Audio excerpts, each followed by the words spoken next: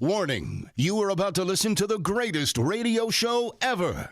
And due to contractual obligations and to shield our airwaves' corporate licensees from any semblance of liability, responsibility, and gullibility, we must tell you the views represented on this show are not necessarily those of this station or its management. This radio show contains differing points of view on current political topics, and due to the nature of its contents, it should be heard by everyone. Thank you for listening. 3, 2, 1. Now live from the heart of liberal Wisconsin, where the political party is just beginning, welcome to the Devil's Advocate Show.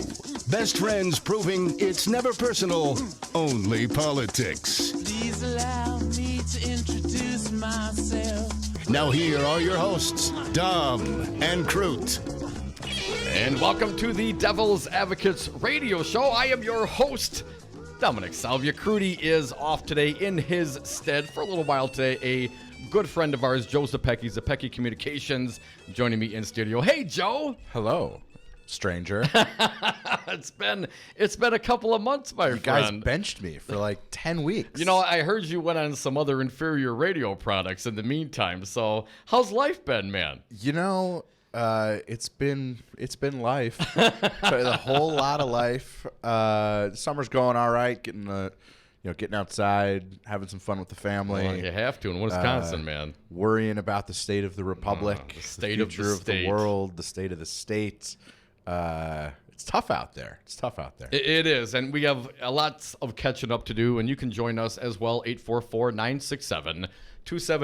Joseph Pecky in studio for the first hour. Also later today, Melanie Conklin, deputy editor of the Wisconsin Examiner. She's calling in at 4:30. Got some headlines we want to discuss with her. And Peter Isely, founder of SNAP, that's the survivor network of those abused by priests. He's coming in studio at 5 o'clock to talk about the Child Victims Act here in Wisconsin. And lots of headlines, lots to get to. Fancy Brian's birthday. Woohoo! Yeah. Happy birthday, Brian. I am enjoying myself, and I am incredibly blessed and grateful to have had all the experiences that I've had in my life. And I'm going to go and take the star on the right and follow through till morning because I'm never growing up. Yeah! Well done. Happy birthday, Brian. Again, you can join us, 844-967-2789. Joe, national politics. Crudy and I have been on the road, man. Yeah, you guys been everywhere, man. I've been everywhere. Down to Miami for the first round, and of course, last week in Motown, the Detroit presidential debates. It's been a while, Joe. Let's just hash through it. Last week, of course, the second time. First time around, Kamala Harris and Joe Biden and all that. Now we got to see kind of a redo or a rematch of that. What were your impressions coming out of Detroit? Well, let me back it up before then and say that I thought the Miami debates were better in terms of the candidates presenting their views, their vision of the country, and making the case against Donald Trump getting another 4 years. Ratings were better, too. The second round of debates left me wanting. I feel like, and there's lots of reasons that it could have gone this way, but there was too much infighting between the candidates and not enough laying out a vision for the country, making that case against Donald Trump when you have millions of people watching. And let's be candid, most of the people watching are Democratic primary voters who are trying to sift through this really large, really talented field. But it's an opportunity when the media is watching and the world is watching to lay out something bigger and better than some of the just small fights that we were seeing and arguing over. I mean, who would have thought that going negative on Barack Obama in a Democratic presidential debate was a good idea? I'm here to tell you it's not a good idea. So I think that we missed some opportunities with that second Well, round. and of course with the media watching and perhaps not the hardcore left and those that are really dialed in, of course they're watching. Even the hardcore right, because they want to see what they can make fun of or whatever, right? But certainly the media is going to summarize and give their opinions as to what happened, and it's going to be put out there in the papers and the television shows and the radio shows, and then people are going to listen and consume it. And so while the immediate audience may not be as large, certainly the repercussions and things that have been said will reverberate throughout the country for weeks to come until ultimately the next debate. Any winners or losers in either? How do you see it coming? How it started out and where we ended up in Motown? So let's start with Senator Harris from California. She had one of the most impressive launches of her campaign. I think it was January, February. And then she didn't really generate much enthusiasm or much by way of moments after that for a few months. That first debate clearly gave her campaign a shot in the arm. Mm-hmm. You've seen her numbers rise in the polls. That was a really good night for her, and she's managed to sustain that for the most part. You're talking about Miami. After Miami. Even though she wasn't as good, I didn't think, in the second debate, she has maintained her standing in the polls. She is clearly, in the top 5, sort of upper tier, top crust of the 23 candidates, I think it is. So I think between the two debates, you got to look at her as a winner. I think you have to look at Elizabeth Warren as a winner. And I don't even know that you can say it's about the debates, but there's something going on with Sanders. And it's not even with Sanders. He is the same guy he's always been. He is making the same arguments, the same policy prescriptions for America. I wrote the bill. He's got a couple one-liners in there. Yeah. But his numbers are going the wrong way. And I don't know if that's solely a function of Elizabeth Warren is becoming better known and is sort of a more attractive packaging around some of those policy prescriptions. But the last 6 months, Bernie's been going the wrong way. And outside of them, I mean, that's the thing. You can, with this big a field, everybody sort of may have had a moment, Cory Booker and the Kool-Aid and, Jay Inslee with the cool glasses looking like Jake Tapper up there.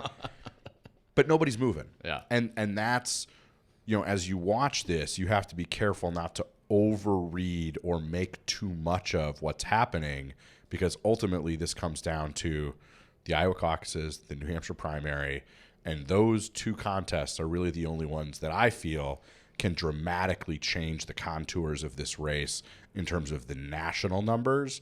And in the national numbers, there's basically 5 candidates who are 5% or higher, Biden, Sanders, Warren, Buttigieg, and I'm missing one. Harris. Yeah. Right? So those 5, it looks like is are the most likely. And they have been it's been that same kind of group of 5 really all year. Yeah. So the dynamics of this race haven't changed. What do you make of Buttigieg? And I mean, his fundraising numbers don't seem to match, I think, the amount of people who have support him. So here's what I will say. When I think the media dramatically undersold how impressive that fundraising haul was. If you go all the way back to 2007, in the second quarter of 2007, then Senator Barack Obama outraised then Senator Hillary Clinton. And it was like a moonshot. People went, oh my God, right. There's something to this. This guy is for real. And I would argue that Buttigieg outraising, he beat everybody for the quarter, right? Yeah, I think so, yeah. He beat everybody. The fact that he was able to beat a Bernie Sanders, a Joe Biden, a Beto O'Rourke. This guy is the mayor of a town of 100,000 people. And that was shocking to me, and I think dramatically underplayed in the news media. The question is, what is he going to be able to do with it? This is not a national contest. This is a state-by-state nominating contest. But he is going to have the resources to run his race in Iowa and New Hampshire and beyond. So that's the one that maybe if you were looking to buy low, that might be the stock you were interested in. And I look forward to seeing him on a smaller stage, or on a stage with fewer candidates, and be able to see him interact more with some of these other more seasoned, let's call it. Of course, the age. Who's been the biggest disappointment at this point? I think Beto O'Rourke has not lived up to the hype whatsoever. I thought he's done very well given the terrible circumstances from his hometown El Paso with the mass shootings. But of course, it takes him off the trail. But even before then, I think he represents his people well. But I just don't see him. He didn't really come off on either one of those debates as having really anything that can last. Agreed. He has been struggling to find his path or his lane. And I heard a description this week. There's that lefty progressive lane that Warren and Sanders are sort of fighting over. And then there's that sort of more establishment, I even hesitate to use the word moderate because I think that's really, it doesn't mean what people think it means right now. But you've got the sort of the experienced hand in Joe Biden, and then you've sort of got Buttigieg and Harris who are trying to be a little bit of both, right, and are trying to own that piece of it where you can appeal broadly. So, listen, there's less time to go than there was 6 months ago, right, but a lot's going to happen. The question I have is what is going to fundamentally change the dynamics of the race? Because until somebody goes and takes it away from Joe Biden, it's Joe Biden's to lose. And Joe Biden it is. Right now, of course, he's leading. After both debates he leads. He led right away. He's been in the lead the whole time. The safe candidate, Joe. But either way, he still has to go out and perform. And certainly the first debate didn't perhaps perform as well as he should have. Do you think he came back enough in the second debate, and what do you expect from Joe going forward? He did much better in the second debate. He left me wanting more. I think Democrat on Democrat attacks over, whether it was 10 years ago, 20 years ago, or 30 years ago on issues like criminal justice are not helpful. The reality is, and somebody needs to stand up and say this, is nobody got it right 30 years ago. Nobody got it right 15 years ago. Nobody's getting it right today. We have deep systemic issues within our criminal justice system. Race is at the fore of those issues, and people of good intention have tried over the last 30 years to build a more equitable society and criminal justice system, and none of them have gotten it right. Not But on the of right, the ones not that on the have left. gotten it wrong over the last 10, 20, 30 years, are they the ones, to lead us to the light if they didn't have the judgment and forethought then? You know what I mean? What about any of those folks? And I'll put Kamala Harris in there as well. There's been some criticism of her being a very aggressive prosecutor. If that's the case, and that's the way you look at it, have you seen anything in Harris or Biden's behavior that would suggest that, well, now they got it, now they got it right? I think every single Democratic candidate for president knows more and is better equipped to tackle this challenge today than they were 5 years ago, 10 years ago, 15 years ago, 20 years ago. And the point that Vice President Biden was trying to make, and I would argue did inartfully with Senator Booker, is, Senator Booker is a black man who has grown up in a community of, largely of color.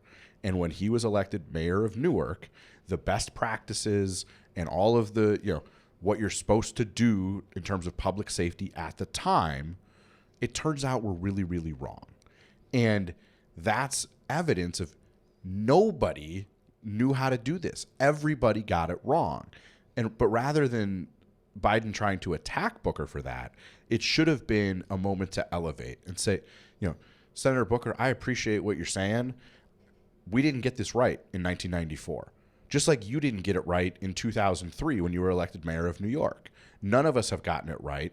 The black community still does not get equal treatment in our criminal justice system. We have to acknowledge the failings of the past and come up with a way to get this right now before another life is wasted. And that didn't happen. That's what I want to see is let's look forward. The only one who didn't get it wrong in 1994 was Buttigieg, because I think he was still in school. Folks, you're listening to the Devil's Advocates radio show. Our pal Joe Zepecki from Zepecki Communications in studio with us. We're catching up. We're talking politics. You can join us as well. It's Fancy Brian's birthday. It's a party. It's a political party. You can join us. 844-967-2789. We'll be right back. First you stole my heart. That was an easy part. Don't ever tell me the crime don't pay. Now that's in your hand. Want you to understand. The one thing we know, and they do say, anybody that runs against Trump suffers. Good heavens. Are you still trying to win? I have no idea. I have no idea. Transit worker local 998 knows that cuts to transit service are cuts to our community. I would get paid like $7.25 doing the same things I'm doing out here, and I'm getting paid $10. I'm a disabled veteran, and this is my only way of getting around at this point. I got a car at the house, but My mama don't like driving all the time, or she got work and stuff, so I rely on the bus, you feel me? There is no other way. If the bus wasn't there, I would have to call somebody for a ride, and, you know, I can't really afford to give people gas money for rides, and I don't have a vehicle, so these buses really helped me out a lot. Transit worker Local 998 also know who is responsible for these cuts, and so does the county. Milwaukee knows that Chris Isely is not on our side. Milwaukee has learned that pretty clearly, and he's not going to be protecting the poor of this city or the working class of this city, and we know that. Call Chris Isely at 414-278-4338 and tell him you support your community and Transit Workers Local 998. In a union, there is strength. Wisconsin has had a long history with the organized labor movement in America, fighting for stronger wages, affordable health care, and retirement security, the values of the middle class. You can be part of that experience. Let Teamsters 200 be your partner. Your voice matters. Call Teamsters Local 200 at 414-771-6363 or visit us at www.teamsterslocal200.com or on Facebook. Make a difference. Union Yes. Have a drink at Regano's Roman Coin. This neighborhood corner tavern is as classic as the street it occupies. Family owned and operated since 1966, Regano's Roman Coin is located in a former Pabst Tide House on historic Brady Street, serving an array of craft beers with a focus on Wisconsin breweries. Also, weekly drink specials, trivia on Wednesdays, seasonal sporting events, parties hosted for all occasions, and pet friendly. Open 11 a.m. Tuesday through Friday, 10 a.m. Saturday and Sunday, closed on Monday. Regano's Roman Coin, Milwaukee's pet friendly, cash only ordering classic corner tavern.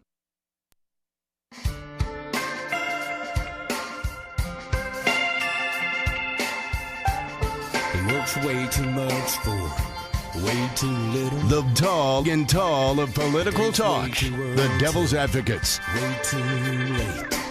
And we are back. Thank you for listening to the Devil's Advocates radio show. Joe Zepecki from Zepecki Communications joins me in the studio. And Fancy Brian, I know it's your birthday, but for the record, you know, he gets one call, then I get the next one. I want to play country music the whole time. I'm getting them out of the way like my broccoli and my peas. Eat it first. There's actually a song I do like. I do enjoy the Montgomery Gentry. They're pretty decent. My buddy Nate turned me on to Montgomery Gentry, and I appreciate him for it. You like them more than Stapleton? Dude, I don't even know what the heck we're talking about. I'm just saying what I've been exposed to. This is what I exposed to. It stuck with me, and I enjoy it. So I'm sticking We'll give with you it. a pass. It is your birthday. Rock and roll politics. That's what we do here, Joe Zepecki. We had someone on the Facebook, Marty Abernathy. I'm a previous Sanders voter, and I have to say, I'm over him pandering to the right wing. Witness his appearance on Joe Rogan's show. He doesn't engage with minority communities. I'm probably going to vote for Warren this time. Kim chimes up. Biden appeals to Republicans unhappy with Trump. Thank you for commenting. You can call us 844-967-2789. What do you think about that? You know, of course, Sanders went on Fox News as well. Others have decried that news, quote-unquote, outfit, said they would not go there. Sanders got good ratings, got some exposure. He went on, Buttigieg went on, de Blasio's been on. It's the program on Fox News matters. They have straight news. They just also have clowns like Tucker Carlson. Oh, don't even get me going, man. We got lots of Tucker to catch up on. But do you see how people can, that turns them off? What are you going over? That's the enemy. How can you take your progressive statements and go and try to win over those people? They're deplorables. They are, we cannot help them. I think that is the wrong idea. We have to stop this notion of giving up on voters because they voted for Donald Trump last time or because they've tended to vote for Republicans. This is a seminal moment in American history, and there's no reason that, given the values or lack thereof, the behaviors of the president, the inability to deliver on the promises he has made, the challenges he is making worse, there's no reason that with the right approach and the right conversation with the country that Democrats couldn't try to win 35, 40, 45 states. And I think we sell ourselves short when we shrink down the universe of people that we're trying to talk to and motivate to win. That's not great. It just drives each side further into their own camps, and that's not working. It seems, Joe, I look at it and say, well, people wanted Trump because he's a S talker, he's a rabble rouser, he'll shake up the establishment, right? And I think there's a certain level of appeal. Hell, I got a certain level of appeal for that attitude. Policies aside, love that kind of attitude. I also think that that's an appeal for candidates like Elizabeth Warren or Bernie Sanders. Now, knowing that, and if you agree with that concept, wouldn't that seem to indicate, and perhaps against current polling, that those are the motivational ones. Those are the ones, Bernie Sanders and Elizabeth Warren, that will be transformational, more so than somebody comfortable to perhaps a lot more people like Joe Biden. Possibly. I mean, listen, the way I describe it is Trump was and is a walking, talking middle finger to an establishment and a system that has left far too many people behind for far too long. I don't think you have to necessarily be transformational and believe that we have to make massive changes to communicate with folks about what's going on in this country, how to fix it, and how to move us forward. There's a Medicare for all, and there's lots of different iterations of that. Is that something that every candidate, every Dem is for, that you think that's a big change, man? I mean, it is a big change. That is a huge change. I think the bigger change is not even the Medicare part of it. We've been talking for a long time about expanding the ability to buy into Medicaid and Medicare. Universal health care. Right. I mean, some government, supported healthcare system. But I view it the public option part of it. Let's have that conversation. I think one of the candidates calls it Medicare for all who want it, and then let the market forces work. That's how this is supposed to work. It's those who sometimes inch towards, well, we're going to completely do away with private health insurance overnight in this country.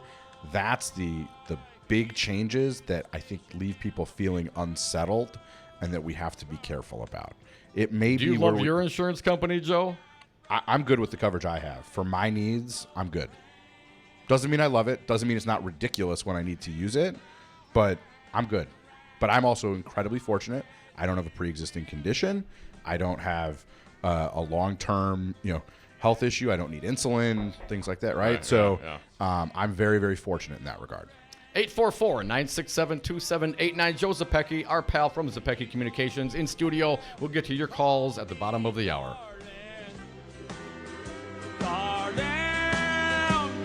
You never even call me. Well, I wonder why you don't call me.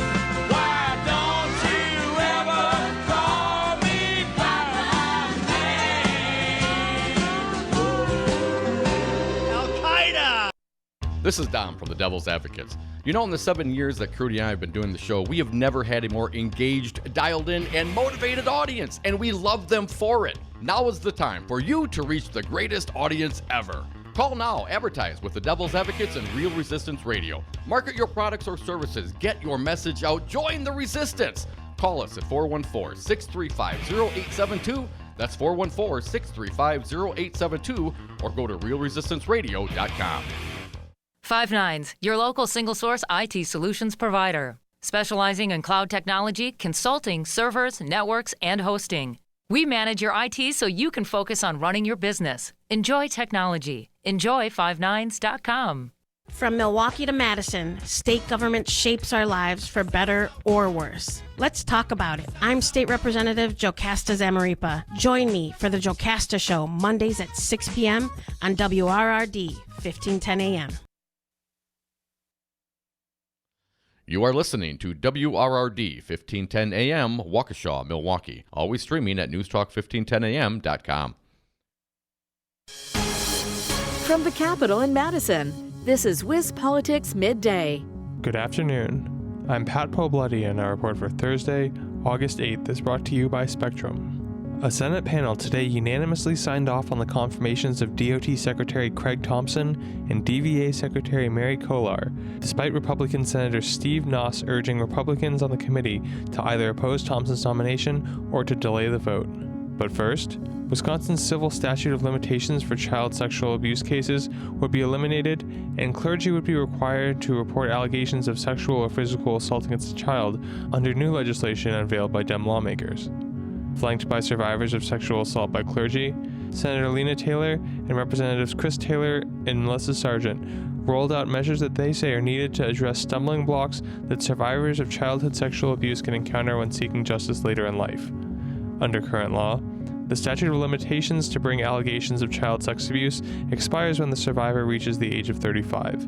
While clergy are already required to report suspicions, the statute provides an exemption if the knowledge of the abuse is obtained through pastoral communications or circumstances. Additionally, Governor Tony Evers' office, responding to a lawsuit filed by the conservative MacIver Institute, said the Gov is committed to transparency and believes, quote, a fair and unbiased press corps is the key to democracy. MacIver filed a lawsuit in federal court yesterday, accusing Evers of violating the First and 14th Amendments by declining to provide the outlet with the Gov's media advisories. The group said Evers had also barred reporters from a background briefing on the budget that other reporters, but not all those credentials that cover the state capitol, were invited to attend. Finally, in an email late last night, NUS called on the Senate Transportation, Veterans, and Military Affairs Committee's 3 Republicans, Senators Rob Coles, Howard Markline, and Committee Chairman Jerry Petrowski, to vote down Thompson's nomination. But in a unanimous and bipartisan 4-0 vote, the committee moved to send Thompson's nomination to the full Senate. What's more, Petrowski praised Thompson as, quote, a class act that will, quote, do a great job for the state of Wisconsin. For WisPolitics Midday, sponsored by Spectrum, I'm Pat Pobletti. This has been WisPolitics Midday. For more state government and political news, visit wispolitics.com.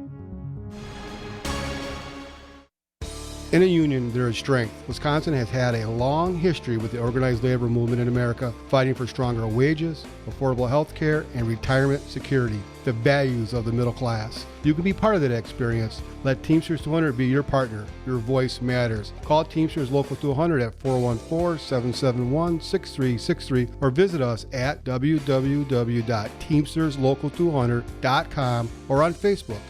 Make a difference. Union yes.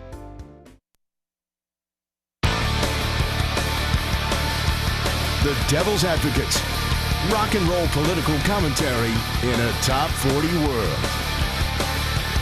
And we are back. Thank you for listening to the Devil's Advocates radio show, streaming on YouTube and on Facebook. We're on Twitter at Devil Radio, and the phone line, talk or text 844-967-2789. Some Megadeth Hanger 18. That's what I'm talking about, Brian. You heard of rock and roll, right? Right, man? Yes, Joe Zepecki from Zepecki Communications. I hear he has cancer. I know he canceled a show at Summerfest this year after Ozzy canceled. So, like, literally that Thursday was one day that they had no rock and roll that day. It was a sad day. We're getting old. Brock from HorrorCon, you are up. Thanks for calling today. Got Joe Zepecki in studio with us. What do you got? I like Bernie Sanders' platform, always have. I like the plans he has. I don't like where we have to buy in. I don't think Obamacare goes far enough because it's still a version of privatized health care. You have insurance companies involved, and you're still paying premiums, and it didn't cover what it was supposed to. And in Wisconsin, they didn't accept all the money to set up the exchanges, so all the cost savings were stripped out. I think that's why a Medicare for All plan makes sense, and that's why I like Bernie Sanders. Elizabeth Warren, I'm not quite sure where she stands on the Medicare for All thing, but I think she would be equally as qualified or good of a candidate. And I think you need to go on Fox and you need to get every vote that you can from every person that you think may possibly be interested in your message. And I think Bernie Sanders appeals to a lot of people that feel like they have been left behind and have been disenfranchised on purpose, I think, by the Republican Party and maybe inadvertently by the Democratic Party. I belonged to the Democratic Party for years, and I eventually left due to the same type of disenfranchisement I think lots of people from my area, Dodge County, suffer from.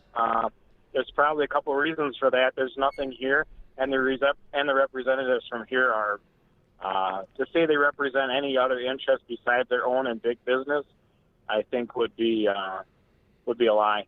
So I'll hang up on what you have to say, and I appreciate you being on the show. And Dom, I love the show as always. Keep it up. Thanks, bro. Have a good day. And what in the heck is that country crap? I was just going to say well said across the board, but you turned me around on that last one. You know, sometimes, Brock, in deference to our special guests, we allow them to, call their walk-up music. And, Joe's a country guy. What can I say? What do you think, Joe, to Brock's point? I think that's great. I mean, listen, everybody should be paying attention to all of these candidates. We all have reason to believe what we do in terms of what's best and what's next. And I think that the tone with which Brian said that is exactly right. And what we have to remember is whether it's Bernie Sanders, whether it's Elizabeth Warren, or whether it's, let's say it's a different candidate, my sincere hope is that we all remember come next November that Donald Trump is right now today in favor of doing away with protections for people who have pre-existing conditions. Well, he's going to come up with a great plan. You just got to vote for him first. Oh, Obamacare is not perfect. Nothing is ever perfect. The work of our union is always unfinished. That's kind of the beauty of the idea, and of a more perfect union. And so what we have to do is have this sort of intramural fight right now about who our nominee should be and what they have on their flag in terms of all of these issues, healthcare, taxes, trade, you name it. But come next November, if you are supporting one of the 22 candidates who does not become our nominee, we have to come together and get behind whoever is running against Donald Trump. On the insurance thing we left in the last segment, I get the impression that a guy like Bernie Sanders feels that insurance companies are immoral when they're in health insurance companies for profit. It's really problematic, right? For there to be profit associated with wellness. Well, it's problematic perhaps morally, but it's great to get a captured marketplace. When you got someone dying, they're willing to give up everything to live another day, right? That is a captured market. And they'll do that. And then at the end of it all, when you hit your caps or you got pre-existing and now you got nothing left to squeeze out of you, they put you on Medicaid. They privatize the profits and they socialize the loss. That's a problem, man. It is. This isn't car insurance. It is, and that's why Obamacare was a step in the right direction. And the individual mandate was really important. You have to have healthy people covered with insurance in order to address the risk tables and to lessen that problem.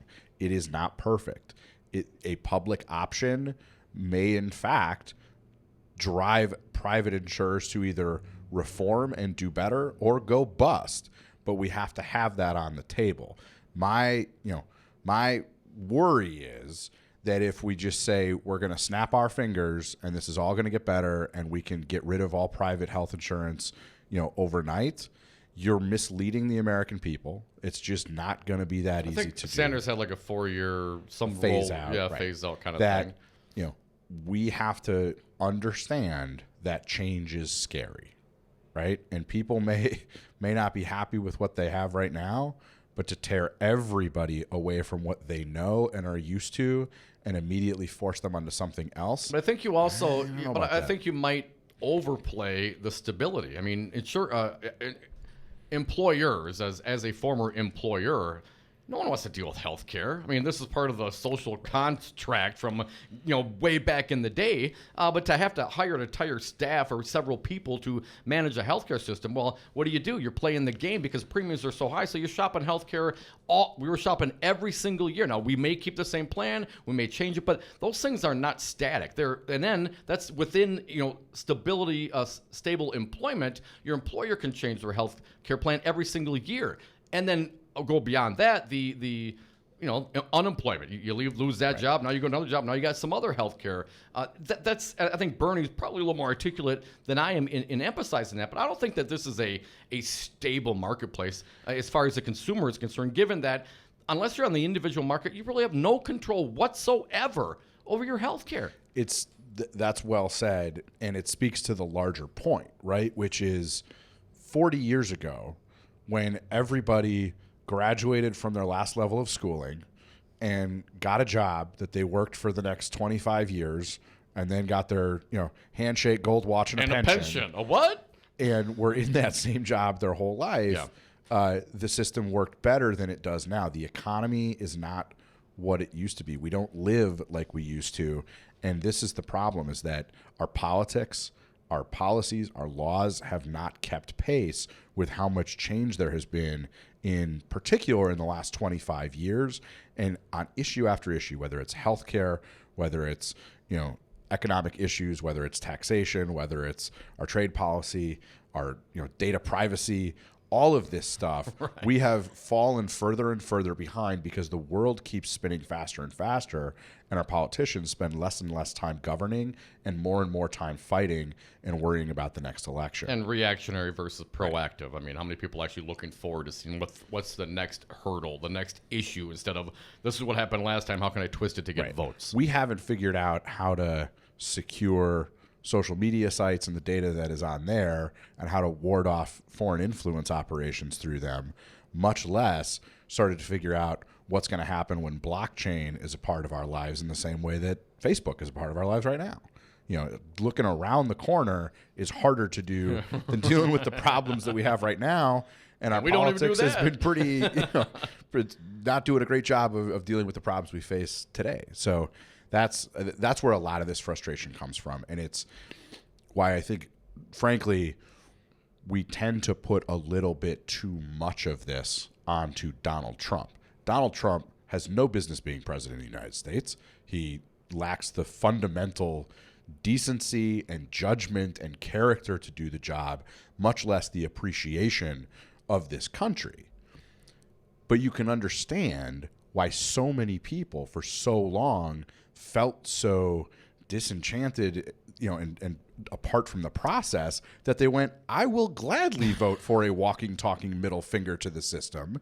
And that's why we can't rule anybody out. We have to talk to everybody. And I also think we need to reinforce the idea of money in politics. I mean, people aren't, with the status quo without reason. And there are a lot of influence out there to maintain the status quo because those people are getting paid. And when you start injecting change into any system, you're going to get pushback. But I think a lot of that is on purpose because they're getting paid to keep it that way. I mean, Mitch McConnell's not bringing anything to the floor.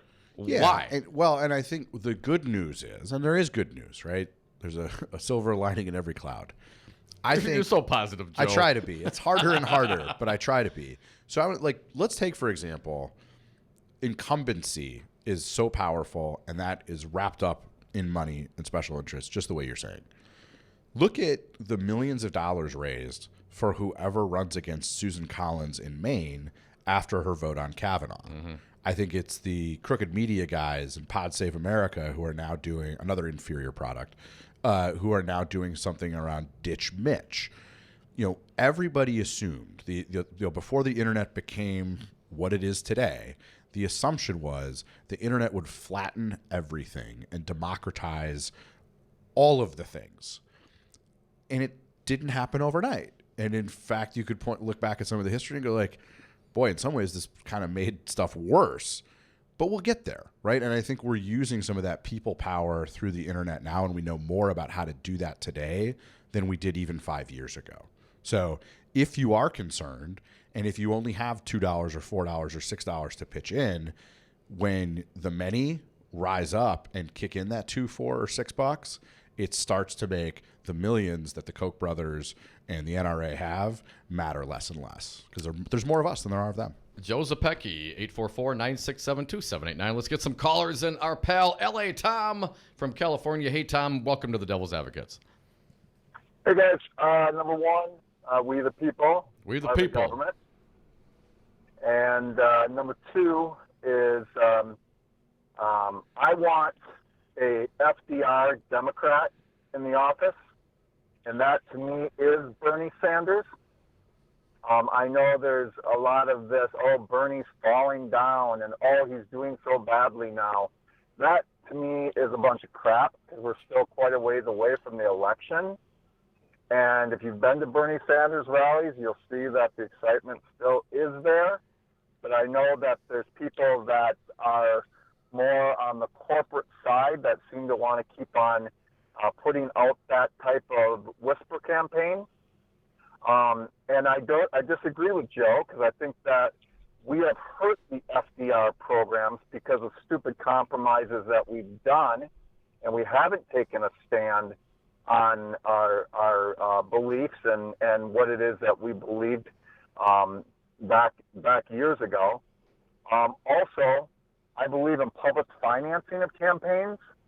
None of this, we have to get money out of politics, like you said, Dom. And the problem is not the infighting. The problem is money in politics. That is the problem. And I know that, there's different groups out there that are working,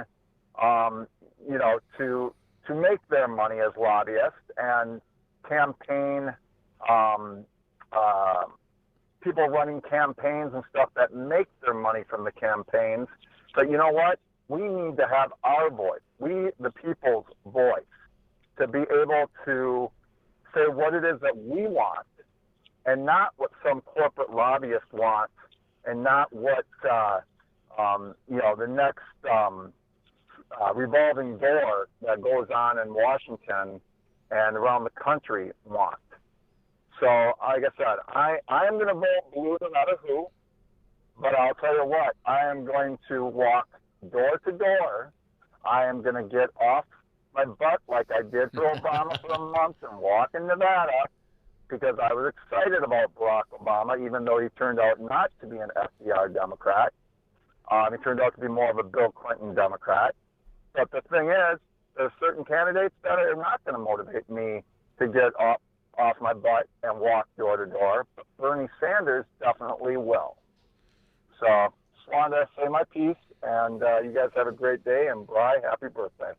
Thanks a lot, Tom. Thanks, Tom. I appreciate it. I've been disagreed with more vociferously than saying it's a load of crap. But I just want to point out, this is not a whisper campaign. I'm not casting aspersion on anybody.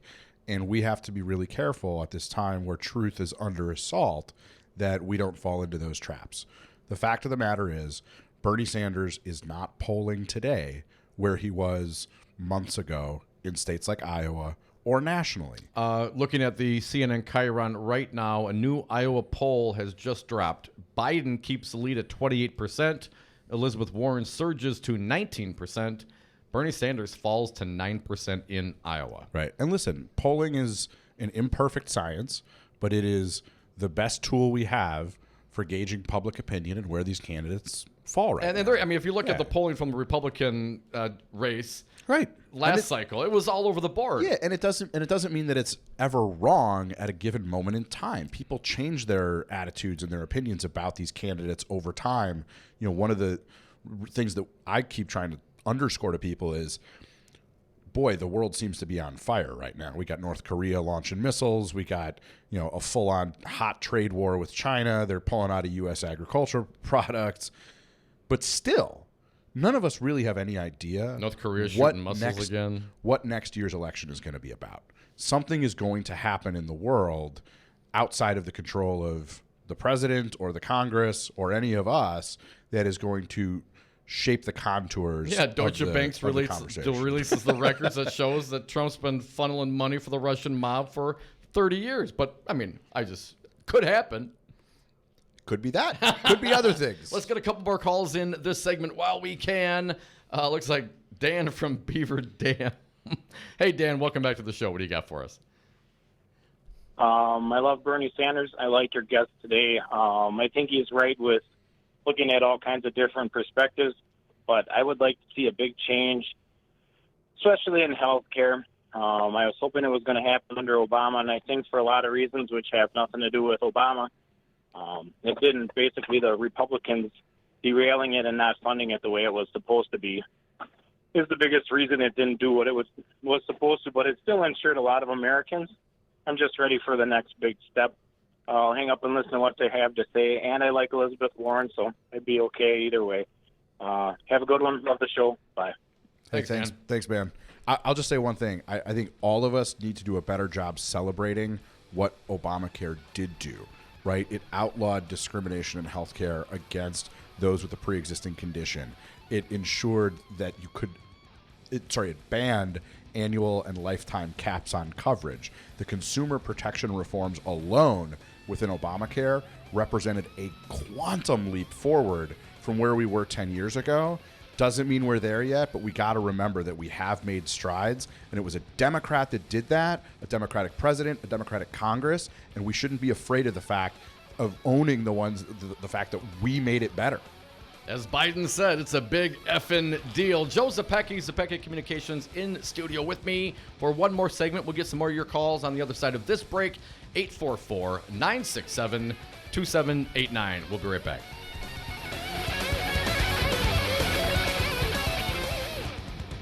We now have a president of the United States who is a racist. I am the least racist person there is anywhere in the world. You're wrong.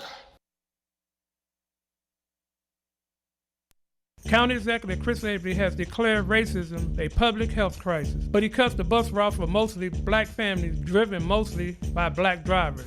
Milwaukee knows that Chris Isely is not on our side. Milwaukee has learned that pretty clearly, and he's not going to be protecting the poor of this city or the working class of this city, and we know that. Call Chris Isely at 414-278-4338. Tell him you support and transit workers local 998, and ask him why is he making this public health crisis worse. Hey guys, this is Maggie Dawn, host of Dawn of the Resistance, live Thursdays and Fridays from 6 to 7 p.m. Starting August 22nd, I'm going to be joined in studio with Dr. Fran Kaplan and Reggie Jackson, Executive Director of America's Black Holocaust Museum, to do 6 shows about race in America. On August 22nd and 23rd, we're going to talk about the history you never learned, facts about race in America. On August 29th and 30th, we're going to talk about why we think the way we do, unpacking implicit bias. Last, on September 5th and 6th, we're going to talk about why what we say and what we do matters. Getting woke, staying woke, and doing woke things. So white folks, you got questions you've never asked? Write them down, tune in, and call in starting August 22nd through September 6th on Dawn of the Resistance on WRRD 1510 AM, always streaming live at newstalk1510am.com.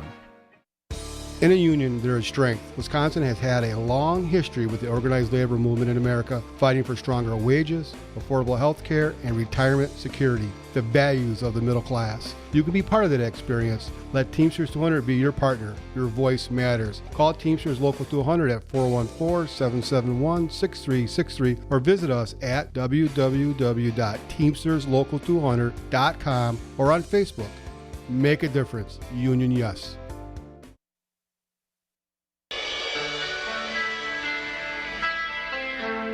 The Devil's Advocates, political commentary from the back of the class.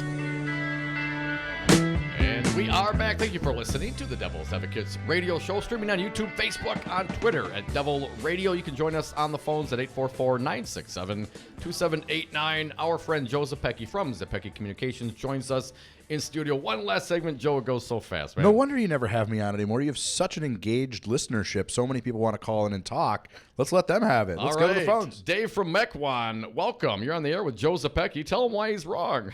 Hey, Dom. Hey, Joe. Hey, Dave. To be honest with you, so obviously you know where I come, Dom, as far as with Bernie Sanders. But I'm just giving a word of warning in regards with Bernie Sanders.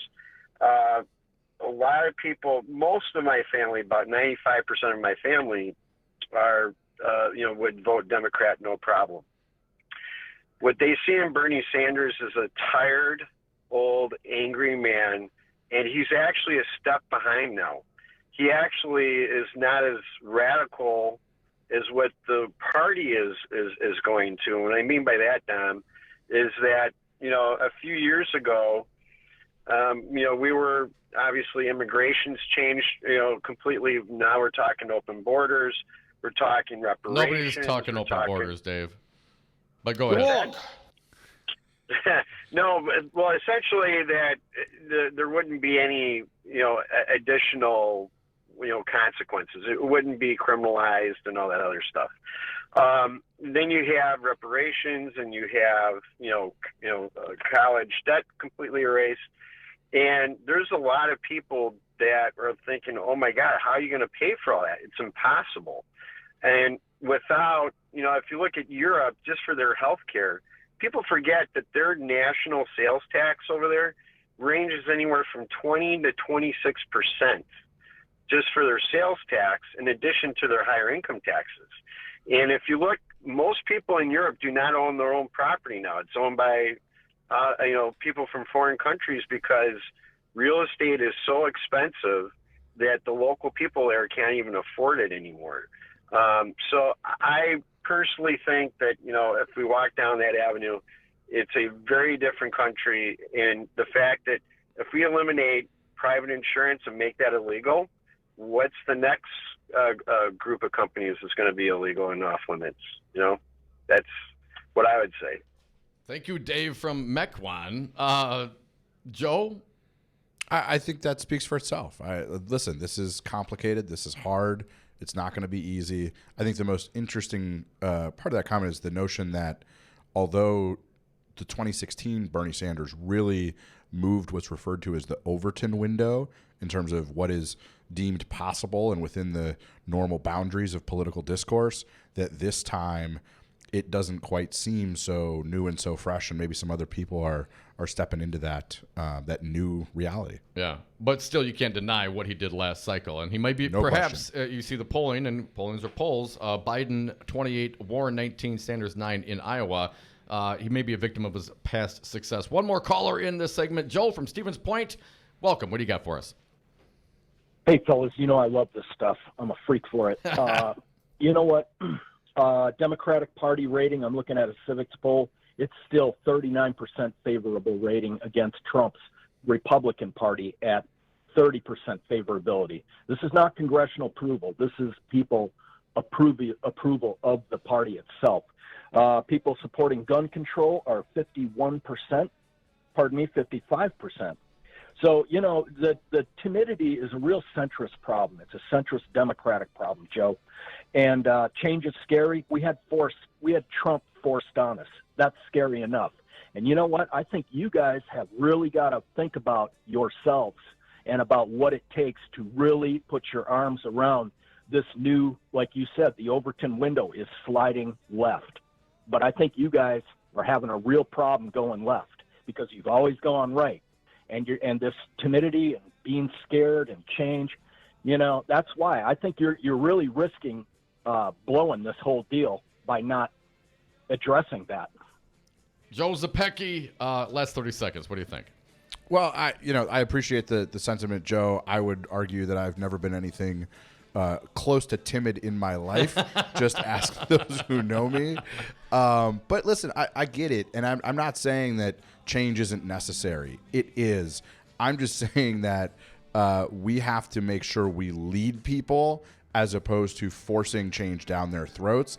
And I'm not convinced that any of our candidates have yet figured out how to split the atom and make that argument in the best possible way. Joe Zepecki, Zepecki Communications, thank you so much for joining me. Stick around, folks. We'll be right back. I'm an old man. I'm confused. You're wrong. Transit worker Local 998 knows that cuts to transit service are cuts to our community. I would get paid like $7.25 doing the same things I'm doing out here, and I'm getting paid $10. I'm a disabled veteran, and this is my only way of getting around at this point. I got a car at the house, but my mama don't like driving all the time, or she got work and stuff, so I rely on the bus, you feel me? There is no other way. If the bus wasn't there, I would have to call somebody for a ride, and I can't really afford to give people gas money for rides, and I don't have a vehicle, so these buses really help me out a lot. Transit worker Local 998 also know who is responsible for these cuts, and so does the county. Milwaukee knows that Chris Isely is not on our side. Milwaukee has learned that pretty clearly, and he's not going to be protecting the poor of this city or the working class of this city, and we know that. Call Chris Isely at 414-278-4338 and tell him you support your community and Transit Workers Local 998. You are listening to WRRD 1510 AM, Waukesha, Milwaukee. Always streaming at newstalk1510am.com. McCabe files suit. Angry police chief. I'm Mike Moss. Former FBI Deputy Director Andrew McCabe has sued the FBI and the Justice Department over his firing. McCabe was fired after a Justice Department Inspector General report found that he had misstated his involvement in a news media leak in an investigation. More from Justice correspondent Jessica Schneider. He talks about the president's unconstitutional scheme, as he puts it, to target members of the FBI, agents, officials who didn't agree with the president. The Republican Party and the Trump campaign are freezing their spending on Twitter to protest the platform's treatment of Senate Majority Leader Mitch McConnell. Twitter temporarily locked McConnell's account after it shared a video in which protesters spoke of violence. The man arrested after stabbing 4 people to death and wounding 2 others in Southern California is a documented gang member with a violent criminal record. In Garden Grove, Police Chief Tom DeRay blames lawmakers for allowing him back on the streets. This person should have been in prison and not allowed to be in our community committing these violent acts. Pittsburgh police say it was apparently a random act. 2 women waiting for a bus were stabbed. 1 has died. House Speaker Nancy Pelosi is asking the president to formally request the Senate return from break to consider bipartisan legislation on background checks passed in the House in February. A fishing boat out of Miami came to the rescue for 3 people whose small plane went down in the Bahamas. The fishermen beat the Coast Guard to the crash scene. No one was hurt. Hey, is this heaven? No.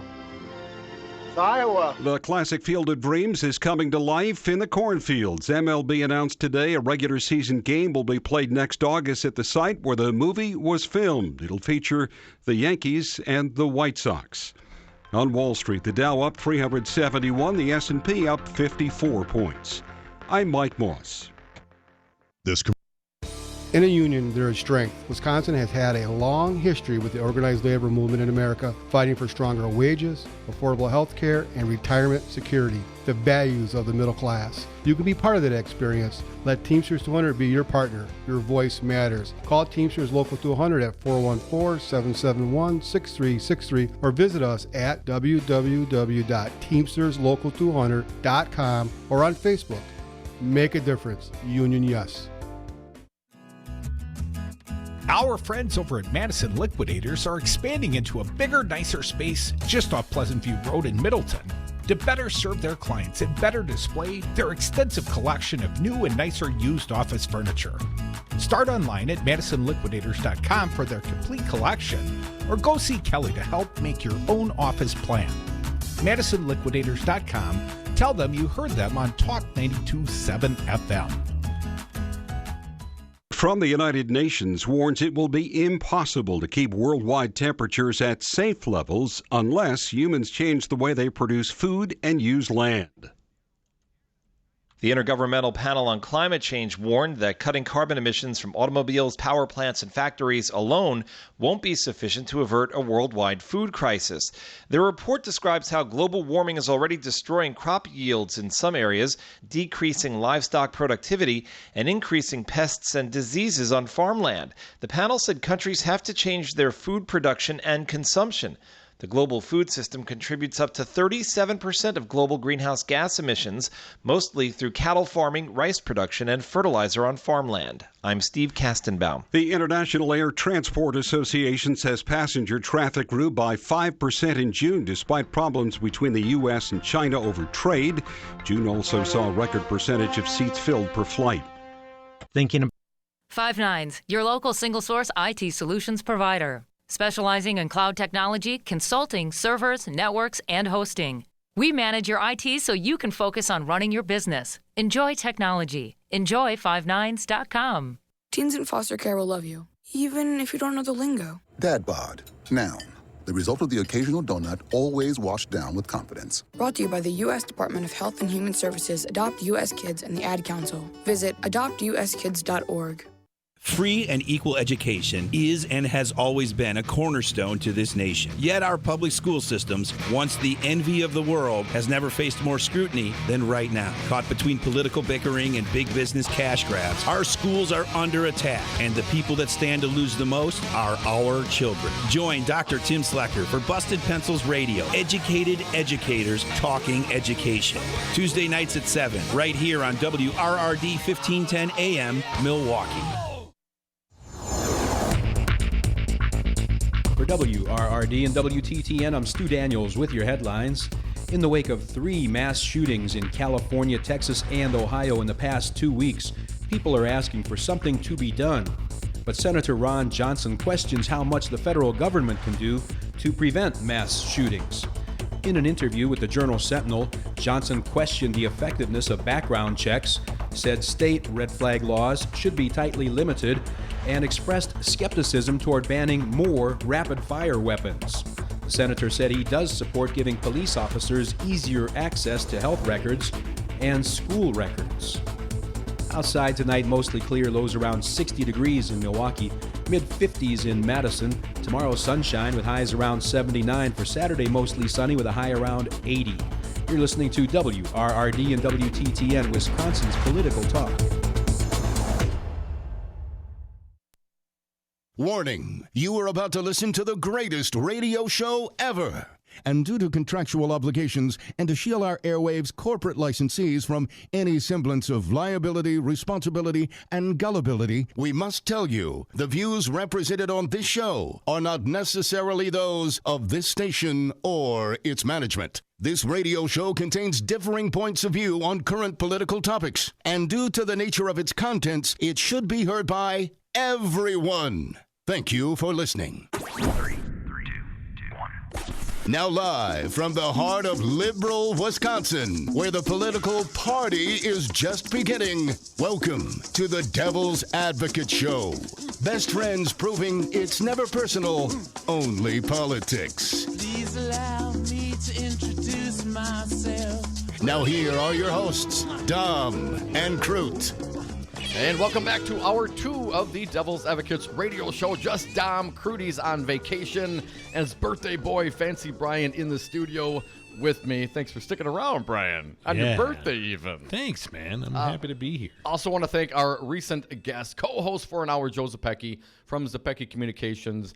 Smart, insightful dude. Appreciate his perspectives, and I hope you did as well. Yesterday we talked about Tucker Carlson. Just a little bit. And I think we need to go back and revisit to remind if anybody missed what Tucker Carlson said. I want to play that once again, very briefly, Brian. We're going to blast through the sound. I guess this would have been from Tuesday night. Brian, if you would, start at the top. We're going to start a refresher here, folks. There is a point. Tucker Carlson cut one. Okay. So it's not the job of this show to defend the president, everything he says, and some things we're not going to defend. But in point of fact, he never endorsed white supremacy or came close to endorsing white supremacy. That's just a lie. But he condemned it anyway. Their response? He didn't really mean it. Tucker, leading up to the big point, cut two. But the whole thing is a lie. If you were to assemble a list, a hierarchy of concerns, of problems this country faces, where would white supremacy be on the list? Right up there with Russia, probably. It's actually not a real problem in America.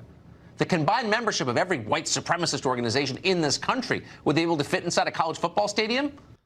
It's not a real problem in America. Even if his analogy is right that all of these people could fit inside a stadium at maybe 110,000 of them, hell, give them all automatic weapons, because what the hell? I mean, bump stocks, I know we ban those, but hell, they have the right to bear arms. Let them, cause any carnage. Well, wait, we can't have carnage, but there's only 100,000 of them. I digress. Let's continue on, reminding everybody what Tucker said Tuesday. I mean, seriously. This is a country where the average person is getting poorer, where the suicide rate is spiking. Yes, you're right. At least you're honest about some things. Let's keep going. White supremacy, that's the problem. This is a hoax. Just like the Russia hoax. It's a conspiracy theory used to divide the country and keep a hold on power. That's exactly what's going on.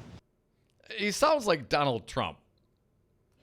He sounds exactly like Donald Trump. Donald Trump sounds like him. Right.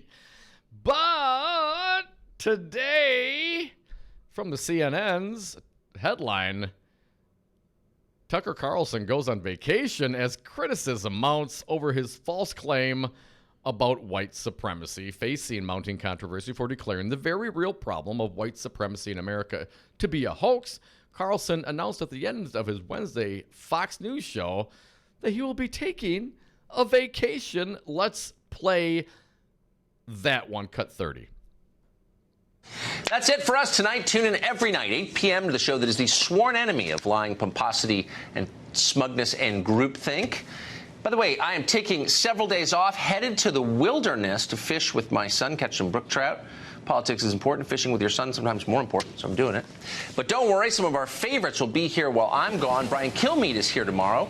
I'll be back for a special investigation on Friday. Then Mark Stein anchors most of the week, and then Tammy Bruce will be here. See you soon, August 19th. Have a great night. Hannity's next. What? I'm not clear. It sounded like he'd be back maybe Friday, then off again until August 19th. Tucker, say it ain't so. Back to CNN. Fox insists vacation had been in the works. Oliver Darcy writes, I spoke to a Fox News spokesperson shortly after Carlson announced that he was heading out on vacation. The spokesperson said the vacation had been in the works before Carlson made his controversial remarks. The spokesperson added that Carlson will return back on the air from his vacation August 19th. I can just only hope he's going to the same spot that Bill O'Reilly went. But there's a long history, of course, of Fox hosts going on vacation amid the controversy. Let's a reminder. Laura Ingraham announced that she was going on vacation in March of 2018 after mocking Parkland survivor and gun control activist David Hogg. Sean Hannity went on vacation in May of 2017 after losing advertisers for promoting the Seth Rich conspiracy theory. Jesse Waters headed out on vacation April of 2017 after making a comment wildly criticized as lewd about Ivanka Trump. And as mentioned, Bill O'Reilly went and never returned from a vacation in April of 2017 after the New York Times reported he had settled 5, count them, 1, 2, 3, 4, 5, sexual harassment allegations for millions of dollars. But Tucker Carlson, that's a shame, also had something else to say prior to his previously planned long vacation. Let's play cut 35. So we want to take a second to pass on a sincere message to official Washington, and particularly to our colleagues on the other cable news channels. And it's this: please, for the sake of the nation, calm down. Yes, America has problems. Yes, racism is one of America's problems. But so is a fading middle class. So is a terrifying drug epidemic that's killed hundreds of thousands of Americans. So is a national debt that is growing by $1 trillion a year. These are huge problems, and people know that. People know their country is in decline, and it's making them turn to new political leaders. Donald Trump was one of those new leaders. Elizabeth Warren and Alexandria Ocasio-Cortez are a couple of others. This is a time of frustration, and it's a time of change. It's a hard time for America. But this country is not on the brink of genocide. It's not even close to that. This is not a white supremacist country plotting the slaughter of its own people. It's a kind country full of decent people of all races who, like all people everywhere, make bad decisions from time to time, but they mean well and they generally try their best.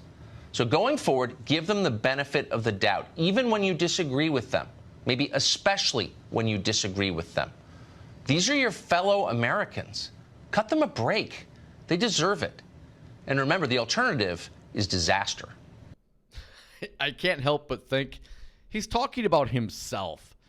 Let's unpack a few of these quotes, and then we'll get to the phones at 844-967-2789. When he checked out, saying he'd be back on the 19th of this month, he said he's the rivals of the lying, the pompousness, pomposity. Thank you. Smugness and groupthink. And in my mind, I'm thinking, well, lying. You just lied to people when you said that there's no white supremacy in this country. You're obviously pompous. Just listen to yourself. He operates in a smug tone. I bet you he compliments people like, "Yeah, you're so great." and groupthink. I mean, come on, man. The Republicans, you're all about groupthink. As soon as your cult of personality says something, and I'm not clear if that's Trump or Carlson or who feeds each other, of course it's groupthink. I mean, I'm not clear that any of you Republicans think on your own, think with your own head, and don't and challenge people like Tucker, people like Trump, when they say asinine things. Now, he did bring up some issues I think merit repeating. A fading middle class, yes. One of the reasons perhaps Donald Trump got elected is he was out there saying he'd fix this. Vote for him. You're not going to lose another factory. I guarantee it. Well, Hell, vote for him. He'll make sure everyone's got the greatest insurance. Okay. And if you took him at his word and you voted for him, and maybe you're a local liberal, maybe you're a little conservative, maybe you're just fed up with everything and just want to throw a wrench in the gears. Okay. But of course, he was never going to provide those things. He could never guarantee that there would never be another factory closing. In fact, through his tariffs and his trade wars with China and other partners, our farmers here in the state of Wisconsin, and certainly industry around the United States, and just look at the auto industry, struggling right now. Oh, but Tom, he promised. See? Don't you remember? Oh, that's if right. I'm elected, you won't lose one plant. Not You'll one. have plants coming into this country. You're going to have jobs again. You won't lose one plant. I promise you. Jobs. All of you get 3 jobs each working at 3 different Everybody restaurants. gets a job. The fading middle class. Drugs. Okay, let's talk about the drugs. Big issue for me is the opioid epidemic. And what was the cause of that? Well, of course, come on, man. Big Farm, Purdue, Washington Post, some other media outlets, I believe in Virginia newspaper, finally, got the court documents they want. And it shows because the DEA tracks every single pill. They knew exactly what they were dumping onto this country. And now we have, about 2,000 lawsuits going on against these big pharmaceutical companies. And what happens? Well, you get addicted and you OD with the pills that you're taking, or eventually maybe, your script gets cut off by the doctor, but, now you have such problems. Well, of course, now you go try to find some heroin on the street with different levels. I mean, the quality concerns and all the other drugs that are added. I mean, it's a terrible situation, but not one that would, if the DEA was proactive, could have addressed that. Instead of worrying about, busting people with weed, they have the data of who was given pills where. And when you have a community that has 300 pills for every man, woman, and child annually dumped into that community, you can't tell me that there's not going to be a problem. The data shows that they knew it. The emails and texts between some of these executives and sales folks, they knew it, that people were getting addicted to it. But there's nothing better than, you cannot have a more captive market than A, someone on their deathbed or someone who's got some very serious illnesses, or B, addicted patients. You can sell a lot of pills to addicted patients. You can buy money in your drug dealer. So, Tucker Carlson, when you address these issues, I'm not clear that you're addressing the cause of some of these issues, and that is the availability and the pushing of these products by big farm for profit into these communities specifically to make more money. And the debt. $1 trillion in debt. No doubt. If anybody's been listening to this show for a while, you know where I'm on this. And of course, the debt is worse now, but we have the great economy. We have the great Trump economy. Of course, I would tell you that this is an extension to a large degree of the Obama economy, who had to take the economy out of the ditch from the Republicans, spent all sorts of money. I objected to some of it, but ultimately much of it paid back. And now we have this great economy. And we're still running trillion-dollar deficits. So you got to ask yourself, Tucker Carlson, when you say trillion-dollar deficits, oh, that's terrible, this great economy, quote unquote, well, are you addressing the tax cuts for the rich?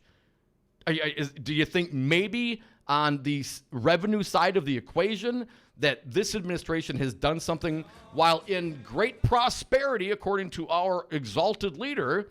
During times of great prosperity, we're still running trillion-dollar deficits. What is going to happen when there's a downturn, when there's a correction? Are we going to start running $2 trillion a year debts? Come on, Republicans, you gave up on your fiscal conservatism a long time ago, if you ever even had it.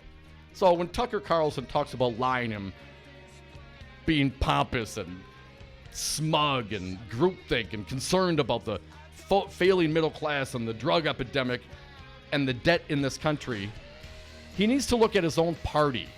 He needs to be objective and tell the truth about what some of these issues, what is the cause of some of these issues, and put it out there, not just run off on vacation because you want to spend time with the family after telling millions of people that there's no white supremacy in this country. Nah, it's all good. We got rid of that a long time ago, says Tucker. Happy vacation, Carlson. Hope you never come back. 844-967-2789. We're the Devil's Advocates. We're coming back very shortly. Join us on the phones.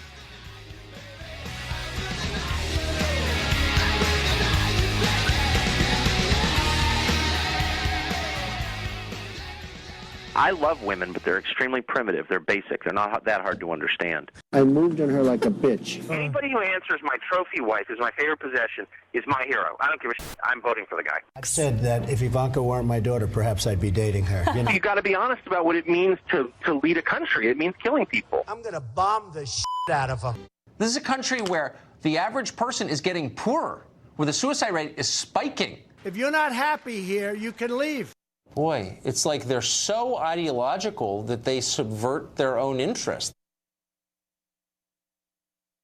Transit worker Local 998 knows that cuts to transit service are cuts to our community. I will get paid like $7.25 doing the same things I'm doing out here, and I'm getting paid $10. You know, I'm a disabled veteran, and, you know, this is my only way of getting around at this point. No, I got a car at the house, but my mama don't like driving all the time, or she got work and stuff, so I rely on the bus, you feel me? There is no other way. If the bus wasn't there, I would have to call somebody for a ride, and, you know, I can't really afford to give people gas money for rides, and I don't have a vehicle, so these buses really help me out a lot. Transit worker Local 998 also know who is responsible for these cuts, and so does the county. Milwaukee knows that Chris Isely is not on our side. Milwaukee has learned that pretty clearly, and he's not going to be protecting the poor of this city or the working class of this city, and we know that. Call Chris Isely at 414-278-4338 and tell him you support your community and Transit Workers Local 998. We the people, the hardworking 99% of men and women, only have a voice when we join together as one and amplify our message. Now is the time for all Wisconsinites to join We the People and raise our voices. Do you feel like you are wasting your money funding unaccountable consultants, unresponsive candidates, and their campaigns? Help us do something that really matters. Please join We the People. Give what you can so we can support progressive radio stations like this one, using the public airwaves to educate Wisconsin about what we the people want for our state and remind Wisconsin's politicians that they work for us. Your donations to We the People at p4ppc.org, a registered, compliant IRS 501c3, will always be tax deductible, will always remain anonymous, and We the People pledge to spend 100% of donations educating Wisconsin on the issues our donors want discussed, giving individuals a voice in the collective message of We the People. Please give today at p4ppc.org. That's p4ppc.org. We the People need you.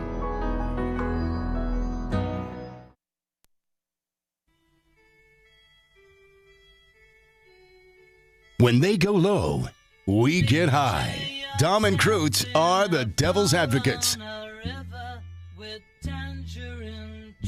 And we are back from the 420 break. Thank you for listening to the Devil's Advocates radio show, streaming on YouTube, streaming on Facebook. We're on Twitter at Devil Radio.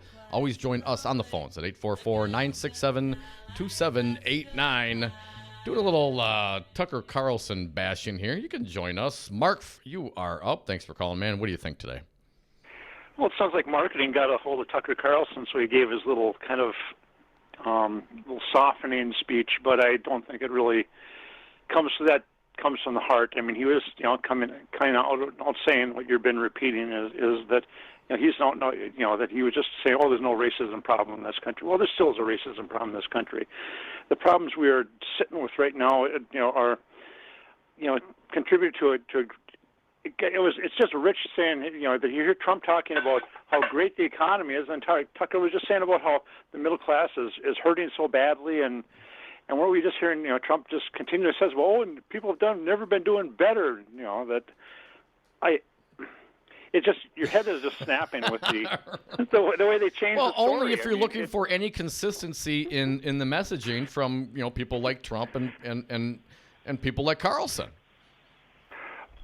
And I guess you just can't, because it's like they don't believe that videotape even exists, that they can change their story and they say, well, I never said that. Well, we've got you on videotape. We've got this recording of you, and they say, well, that's fake news. Somebody faked that. Well, no, we didn't fake it. I mean, people hear this stuff. People have some kind of memory that you said some of this stuff, period. I mean, you brought up, fiscal conservatism doesn't just necessarily mean not spending money. It means spending your money wisely. And actually, on the revenue side there, You brought it up. I mean, Donald Trump promised to get rid of the carried interest loophole. That was one of his big things in his campaign. He's saying, "Oh, the rich people are going to be paying more taxes, when I become president." Well, that just evaporated, and the rich got the biggest tax cuts in history. I mean, yeah, but Mark, the people are. I mean, apparently his supporters are entertained. I'm not clear that they give a damn that he lied to them or didn't or was unable to follow through on his legislative agenda. I mean, if we're going to put it in nice terms, I guess that's how you would say it. But he was up there just, rambling from the mouth, words coming out, just didn't even matter. Didn't have a plan. He is, the vote for me, I got a plan, but you got to wait till I'm back in office kind of a guy. And of course, it's a total farce. Well, we've seen it before. I mean, we saw it here in Wisconsin with Scott Walker and 250,000 jobs. And the whole Foxconn plant. I don't know what's going to happen there. I mean, it's just one continuous scam, and that and maybe Tucker will never come back from vacation. I mean, maybe you'll find a nice little trout stream you can put a cabin up on and fish for the sun all day. We can only hope, Mark. Thank you so much for the call. 844-967-2789. Nick from Humboldt County, California. Welcome, Nick. What do you got? Well, guys, I just got back from the old store, speaking of 420. But anyway. You're so late. You can actually go to the store and buy cannabis over the counter. We can. Yes, we can. Yes. Wait, now, without a medical card? I'm sorry, Nick, I don't mean to interrupt, but you can just walk in like buying beer. Yeah, and you'd be surprised. Most of the people in those centers are my age. I'm 67. Okay? There's not that many young people in there. There's a lot of people like, damn, I'm in pain. This might help, that kind of thing. And it does, which is amazing. It's a matter of fact, the only thing that really works for me. But, okay, let me get to the point. Yeah, what's your point, Nick? Go ahead, man. Okay. So a gal named Annie Leibovitz is a New York, she lives in New York, and she's, a well-known person. She was a kind of a mover and a shaker. She was all the parties and all the great places and on and on. She was the person Donald Trump wanted to be, kind of, as far as name recognition, that kind of stuff. Anyway, so she wrote, this is one sentence, okay, but she wrote, she thinks the biggest danger of Trump is that he is a moron. Everyone says he's crazy, which he may be, but the scarier thing is about him that he is so stupid. You will not know anyone as stupid as Donald Trump. Huh? Does that scare you? That scares the hell out of me. It is. It's very scary, Nick, and thank you for bringing that to our attention. I would say what's even more scary than someone who is that ignorant would be someone who's that ignorant but thinks they're a genius. That is really that's really something to deal with. Thank you for the call, Nick. 844-967-2789. Mark brought it up. Speaking of Foxconn, we're going to talk about that, the big deal here in Wisconsin. Melanie Conklin, deputy editor of the Wisconsin Examiner. She's calling in next to get us updated. Stick around. We're the Devil's Advocates.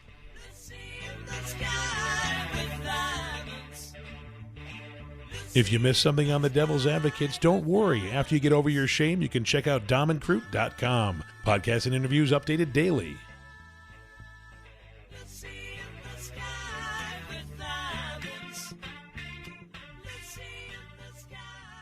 I'm an extremely stable genius. Hi, I'm Kelly, and my family owns Madison Liquidators, a company with sustainability as our business model. We are excited to announce that we are moving into a bigger, nicer location, allowing us to serve you better with expanded inventories of both new and used office furniture. Right now, we will give you a great deal because we would much rather move any of our current inventory into your office than our new space. Check out our complete inventory online at madisonliquidators.com or come make a deal off Pleasant View Road in Middleton before moving day. The Devil's Advocates, rock and roll political commentary in a top 40 world. Do, re, mi. The first three notes just happen to Terrible. So we need to bring down. I can see listeners dropping off. Let's get some callers before we lose everybody. Betsy from Madison, you're up. I think That will bring us back to do. Terrible. Hey, at least we didn't do Edelweiss. You are listening to WRRD 1510 AM, Waukesha, Milwaukee. Always streaming at newstalk1510am.com.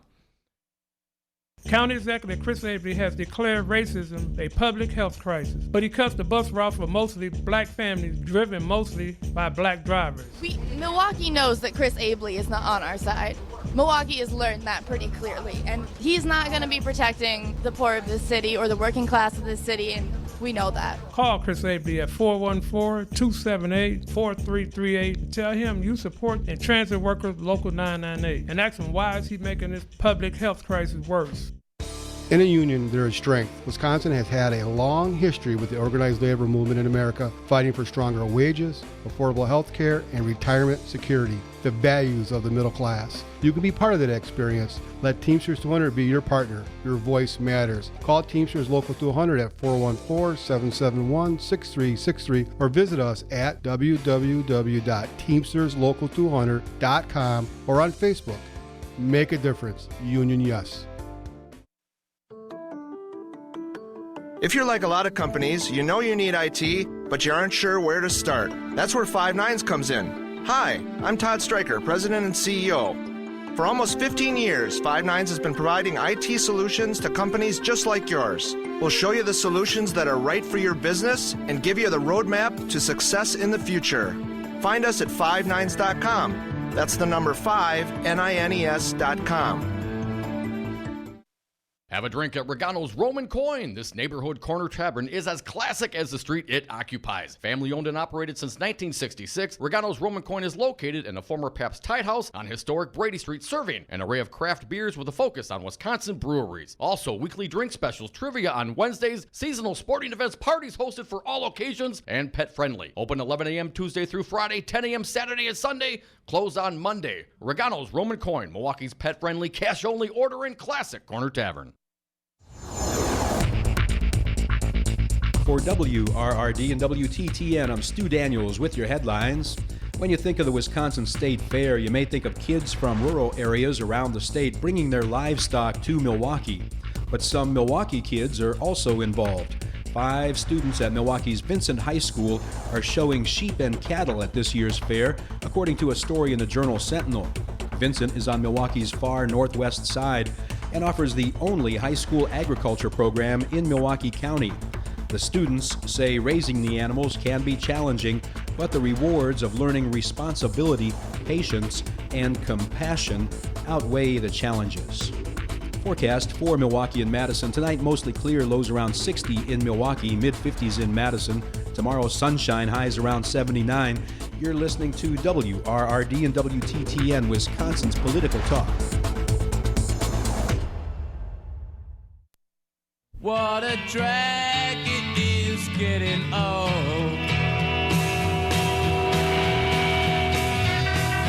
I don't know if you know the Devil's Advocates, but they are kind of a big deal. And we are back. Thank you for listening to the Devil's Advocates radio show. We have a fine guest joining us right now. Her name, Melanie Conklin. She's the deputy editor of Wisconsin Examiner. Melanie, welcome to the Devil's Advocates radio show. It's been some time, my friend. It has been a while, but thank you for having me on here so that we get a chance to talk again. I so look forward to it. It was another job in the past, Melanie. Let's remind our fair audience your background here. You're now the deputy editor of Wisconsin Examiner. But is this certainly a new position for you, or a more recent position for you? What's your background and how'd you land this gig? I was very lucky to land this one. Right. I have actually done something that I don't know what people are supposed to do, but I've gone back and forth between journalism. I used to work, the job I've had the longest was at Isthmus. That's where I started out many years ago, and at the State Journal. And then I've also been on the political side of things, working for Democrats like Congressman Pocan. I also got to work for him when he was Representative Pocan.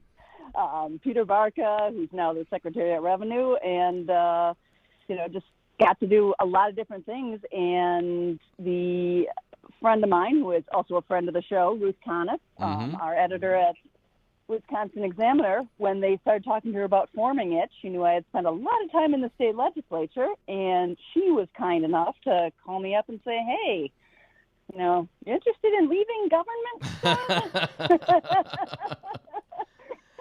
And the When I rest heard is what it was history. for, I said, heck yeah. Well, it's great to hear from you once again, Melanie. Now, what about Wisconsin Examiner? I started seeing some headlines coming up, and I wasn't aware. So how did this come about? Well, we are part of a group called States Newsroom, and we are the 11th state to have a newsroom-based publication that covers primarily state government or issues that are important to the state. And the reason States Newsroom and the foundations that fund them was interested in seeing more coverage. They noticed there's been a lot on, those crazy things going on in D.C. and a lot of more coverage on the federal level, but inside states, newsrooms are really shrinking. Yeah. And, I witnessed that during some of my time in a newsroom before. So their goal is to just get more people covering newsrooms, covering state government, because that's where a lot of the news is happening.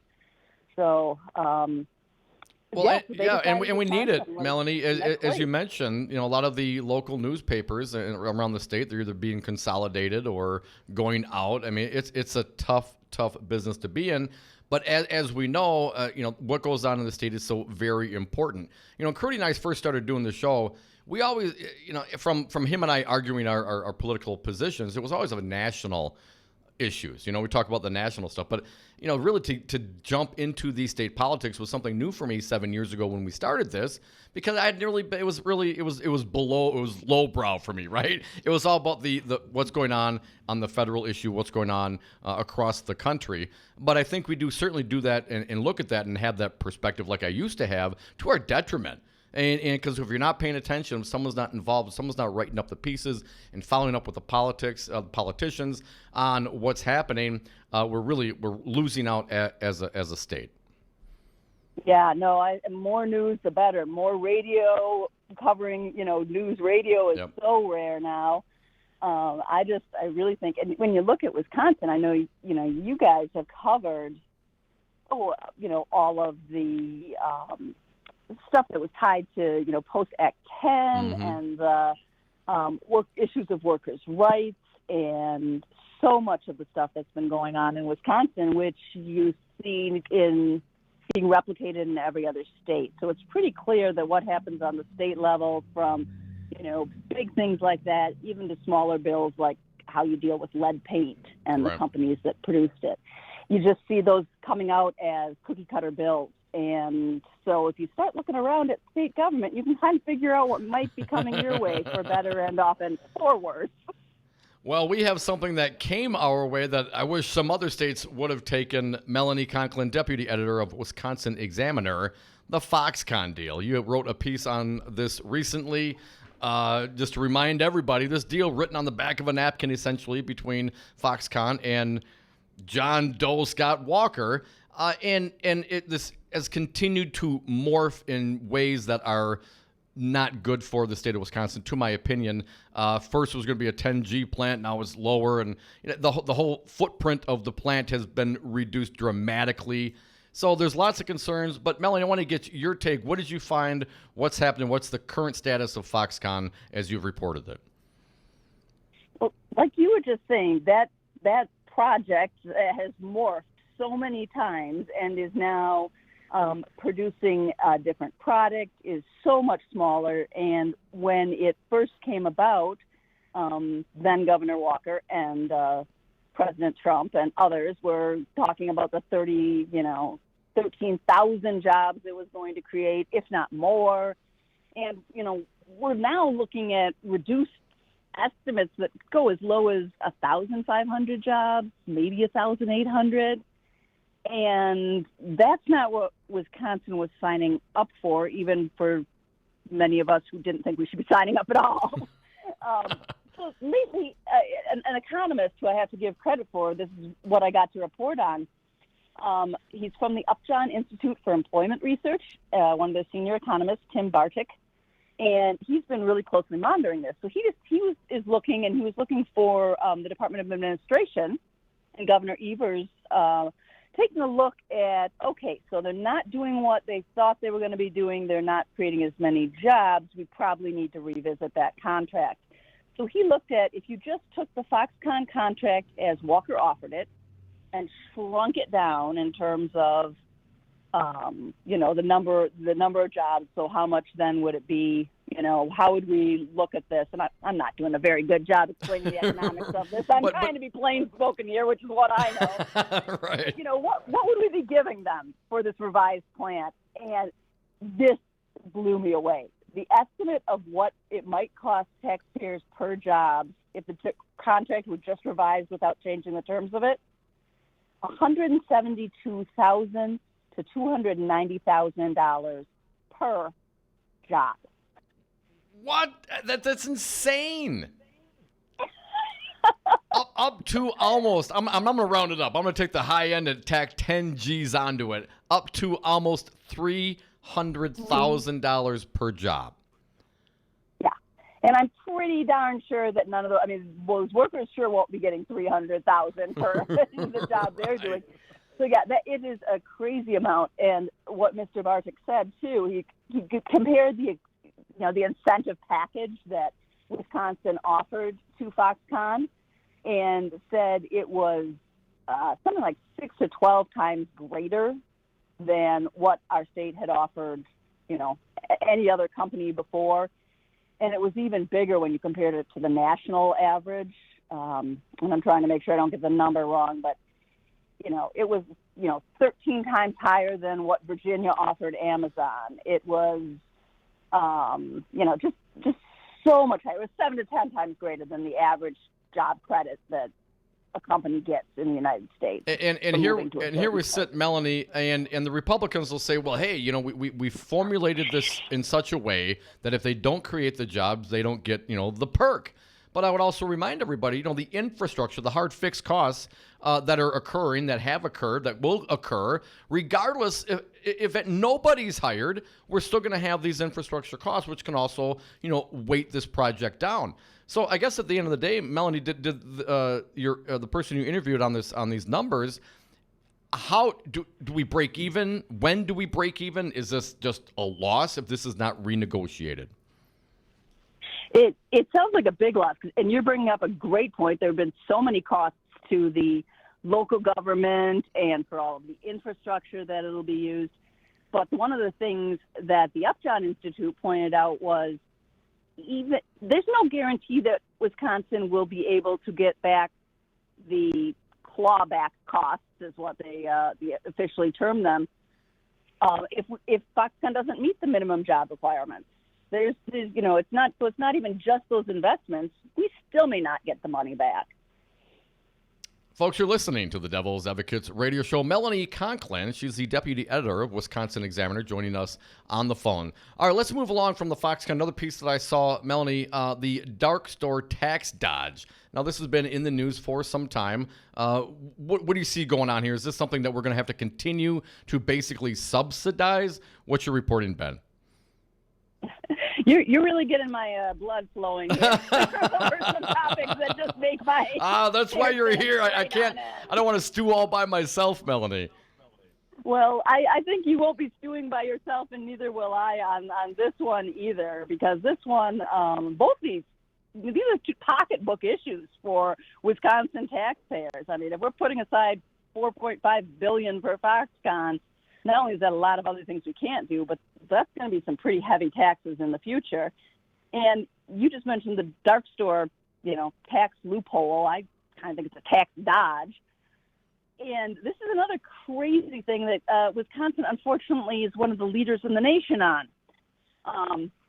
And so for people who haven't heard about the dark store tax loophole, it's basically when a store like a big box retailer, Menards, Best Buy, Target, whatever, they get their tax bill, and they say, oh, we don't think we owe that much because, if we wanted to sell our store, we don't know that we could get that much for our store.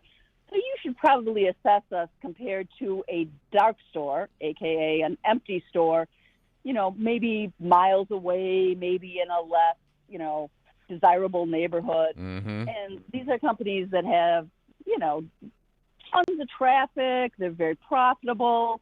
And so their store is, maybe in the middle of a big mall area. So they're doing very well, but they want to be taxed like an empty store, possibly miles away, that is dark. And the problem, not only does that seem pretty unfair, is who ends up paying, if they get a couple million knocked off their tax bill, who pays that? You do, I do. You do. We subsidize it, Melanie, right? So how does this happen, though? I mean, certainly, these stores would basically go and fight their assessments, essentially, on the local level, right? And if they didn't get what they want, they would go to court and say, hey, even though, we have the store, and this may not be necessarily even and I don't know the circumstances, so I don't want to speak out of turn here, Melanie, but I've known circumstances where the building and structures and the actual taxpayer is owned by a separate corporation than the perhaps very successful corporation that is leasing the property. Right? So you could have technically, in some regards, a separate owner versus occupant on these stores. Is that accurate? You know what? You are actually bringing up a almost similar and very closely related another tax dodge, which Walgreens and Wisconsin had a big fight over, and it had to do with leasing and rent and the value of the building. So both of those are actually you're going to have a whole new article on that. Maybe you should write that for the All Wisconsin right. Hey, you have to show me the way, Melanie. I just talk on the radio. But I guess my point on that is that I was in commercial real estate at one point in my career, and my understanding, when you have a good credit tenant as an owner, that obviously, and you have a 10-year lease, so we're going to pay you $10,000 a month. And they got solid lock credit, and you have all sorts of ways to go garner that money and get that money from a profitable corporation. Well, that increases the value of the property because you have this expensive lease attached to it. Is that a fair assessment? That sounds right to me. Sounds like you have some good expertise in this topic. So well, it's been a long time. It's a little fuzzy. So, but then comparing this to an empty store, and the real estate, you do comparisons, you do comps, right? And you have to, and basically it's a guess. And they want to look at this with something with no revenue, no lease aside to it, a dark, empty store. Well, certainly it's going to be worth less on its face. Even all the things being equal, the fact that there's not a tenant makes it worth a little bit less. So now going through the process, they go to what? To court? Are they suing the municipalities? And how are there laws in the state of Wisconsin that have been backing them up and being successful in doing so? Yeah, good question, because that's exactly what's happened. They take it to court in communities which are really suffering. There are communities that say, well, either we have to raise everybody's taxes, or we have to have less police officers on the street, or we have to close the library. So they go to, the big box retailer, files a lawsuit to, try and get their property tax lowered. And what I heard from Kurt Watinsky with the League of Wisconsin Municipalities is that for a lot of these cities, they don't have a big budget. So it's not just cities, villages, towns, wherever these things are located. Right. So they just settle because it's scary. They're facing, retailers with very deep pockets and fancy New York lawyers was, I think, the way he put it. And so they just settle because they're happy to get any piece of it back. But here's a little ray of hope. One of the things he told me is that over the past 6 months, there have been 5 different cities and villages that have actually gone ahead and taken, seen the lawsuit all the way through. And in these communities, including Wauwatosa, Plover, Delafield, they've won. They've actually won the lawsuit. So, just over the past half a year, we're actually seeing that if the legislature is going to drag its feet, which, by the way, it has been awful about never letting this bill get to the floor, which I think is, I've heard is what Robin Voss's goal was on this, Speaker Voss. But at least communities are winning in court. We got to take them when we can. Melanie Conkling, Deputy Editor, Wisconsin Examiner. Melanie, if people want to find out more about the Wisconsin Examiner and check you out online or subscribe, how would they go about doing so? Oh, would love it. Love to have more subscribers. It's free. We don't ever sell an email address, and it is right at www.wisconsinexaminer.com. And a story you should check out, too. Spy balloons that are flown in Afghanistan are being flown over the Midwest right now. I know. It's surreal. It sounds far-fetched. It's terrible. I saw that headline. Unfortunately, we didn't have time to get to that one today. But, Melanie, thank you so much for coming back. It's a great pleasure to speak with you again. Let's do it again sometime soon. I love that. Thank you so much. Thank you, Melanie. Melanie Conklin, deputy editor at Wisconsin Examiner. Go check them out. We're the Devil's Advocates. Give us a call, 844-967-2789. Our friend Peter Isely, founder of Snap, going to join us at the happy hour. But one segment for your calls right now.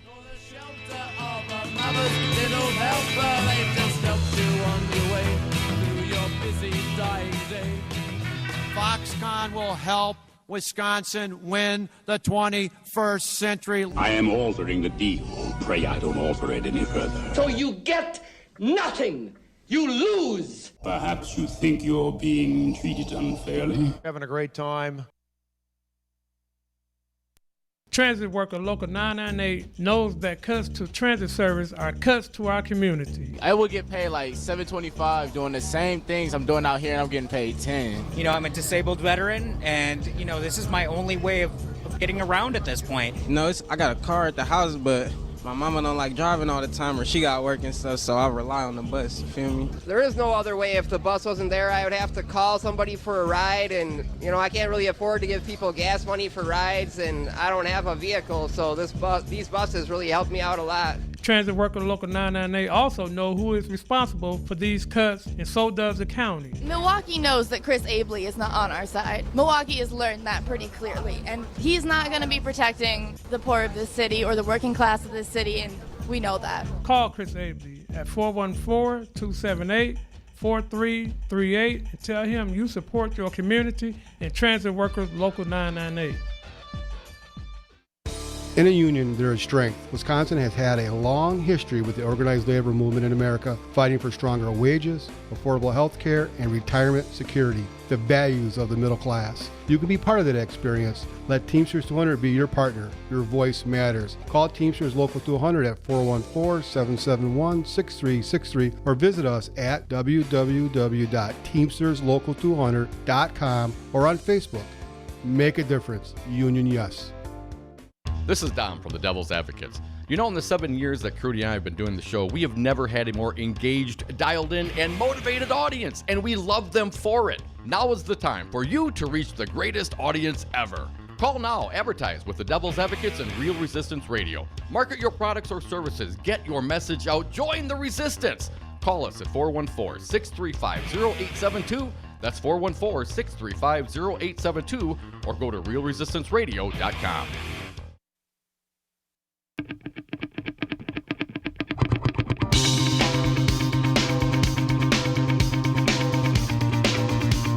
The Devil's Advocates, the fix for political junkies everywhere. And we are back. Thank you for listening to the Devil's Advocates radio show. I want to thank our recent guest, Melanie Conklin, deputy editor at Wisconsin Examiner. Thank you so much for joining us. Go check them out online. And she referenced a piece which caught my eye today as well. I want to share that with you now. Here is the title: Perfect Surveillance. The Pentagon is watching Wisconsin with spy balloons. What? Isaiah Holmes reports from today. If you look up over the next few weeks in Wisconsin, you'll notice an unassuming, unmarked blimp floating by at high altitude. You might just be watching the U.S. military watching you. Great! The Pentagon and the Department of Homeland Security are testing a fleet of up to 25 surveillance balloons drifting across 6 Midwestern states. According to FCC documents, that's who regulates radio stations. The unmanned craft will, quote, provide a persistent surveillance system to locate and deter narcotic trafficking and homeland security threats, unquote. Similar to counterparts in Afghanistan, the craft will deploy from rural South Dakota and reach a maximum altitude of 65,000 feet. From there, they will drift across unspecified regions of Minnesota, Iowa, Central Illinois, Missouri, and Wisconsin. The balloon program, first reported by The Guardian, will likely outfit surveillance balloons with high-powered radar systems. The FCC licensed the quote-unquote experimental high-altitude mesh networking tests for between July 12th and September 1st of this year, reads an authorization document. The license was issued to the Sierra Nevada Corporation, an aeronautics and defense system producer. According to The Guardian, the balloon's sophisticated monitoring systems can detect all vehicles below within a 25-mile radius, communicate with other balloons, and send data to the ground. Wisconsin Examiner contacted the FCC to determine if the balloons will affect or interact with cell phone towers, which might explain the FCC's involvement. Will Wilquist, with the Office of Media Relations at the FCC, declined to comment, referring Wisconsin Examiner to the Pentagon. Yeah, call them. Good luck there. A call to the Pentagon had not yet been returned by the time of the publication. Spokespeople for Governor Tony Evers and Attorney General Josh Kaul said they would look into the situation and respond to the Examiner's request for comment. California-based privacy activist Mike Katz-LeCabe ominously called the balloons an example of perfect surveillance. He said the Pentagon's system program is similar to one created by Persistent Surveillance Systems. The company markets turnkey wide-area surveillance systems for international and domestic customers. Essentially, the idea revolves around recording everything and everyone all the time from the air. So, when a crime happens, they can basically run the video in reverse and trace back where the cars and where the people involved in those criminal activities came from. He fears this kind of perfect surveillance could be used to monitor essentially any sort of suspected wrongdoing, despite the fact that police agencies are not spearheading the program. What? That's the military being used for local law enforcement, he told the Wisconsin Examiner. This certainly crossed the boundary about what the military should be doing when it comes to domestic law enforcement. Don't you remember this was on the ballot when we the Hagedorn election? That it was on the no, it wasn't not even close. Don't remember any referendum. I mean, it's I'd like to say it's hard to believe, Brian, but it's really not. This is the world we live in now. So the question, I mean, if we're going to accept what the story here and what this privacy activist is telling us, then everything's monitored all the time, whether or not you commit a crime or not. Anything that happens, and they can just go back and rewind it. That seemed maybe like a good idea to some folks. I think it is an invasion of privacy to the nth degree. And the military, I mean, this isn't even the local police doing it. This is the military doing it. Why? I mean, isn't there a Posse Comitatus Act? We're not supposed to deploy within, work within. I mean, that's why we have local police and not the military. Anyway, Wisconsin Examiner. Spy balloons from the Pentagon. Look up, enjoy, smile. You're watching the military watching you. Well, I mean, you can always push back and fight against the military. No, we have no chance. We are the Devil's Advocates. Peter Isely, founder of SNAP, which is the survivors network of those abused by priests. He's joining me in the happy hour. We're going to talk about some legislation being proposed here in the state of Wisconsin, and we'll get to your calls as well. 844-967-2789. We are the Devil's Advocates. We'll be back after a short break.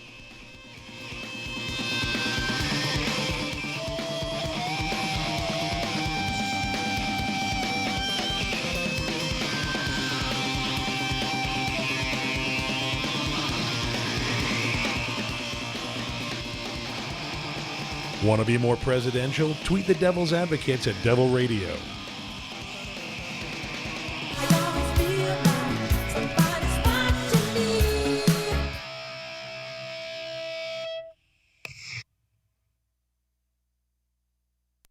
County Executive Chris Isely has declared racism a public health crisis, but he cuts the bus route for mostly black families driven mostly by black drivers. Milwaukee knows that Chris Isely is not on our side. Milwaukee has learned that pretty clearly, and he's not going to be protecting the poor of this city or the working class of this city, and we know that. Call Chris Isely at 414-278-4338. Tell him you support and transit workers local 998, and ask him why is he making this public health crisis worse. In a union, there is strength. Wisconsin has had a long history with the organized labor movement in America, fighting for stronger wages, affordable health care, and retirement security, the values of the middle class. You can be part of that experience. Let Teamsters 200 be your partner. Your voice matters. Call Teamsters Local 200 at 414-771-6363 or visit us at www.teamsterslocal200.com or on Facebook. Make a difference. Union yes. You are listening to WRRD 1510 AM, Waukesha, Milwaukee. Always streaming at newstalk1510am.com.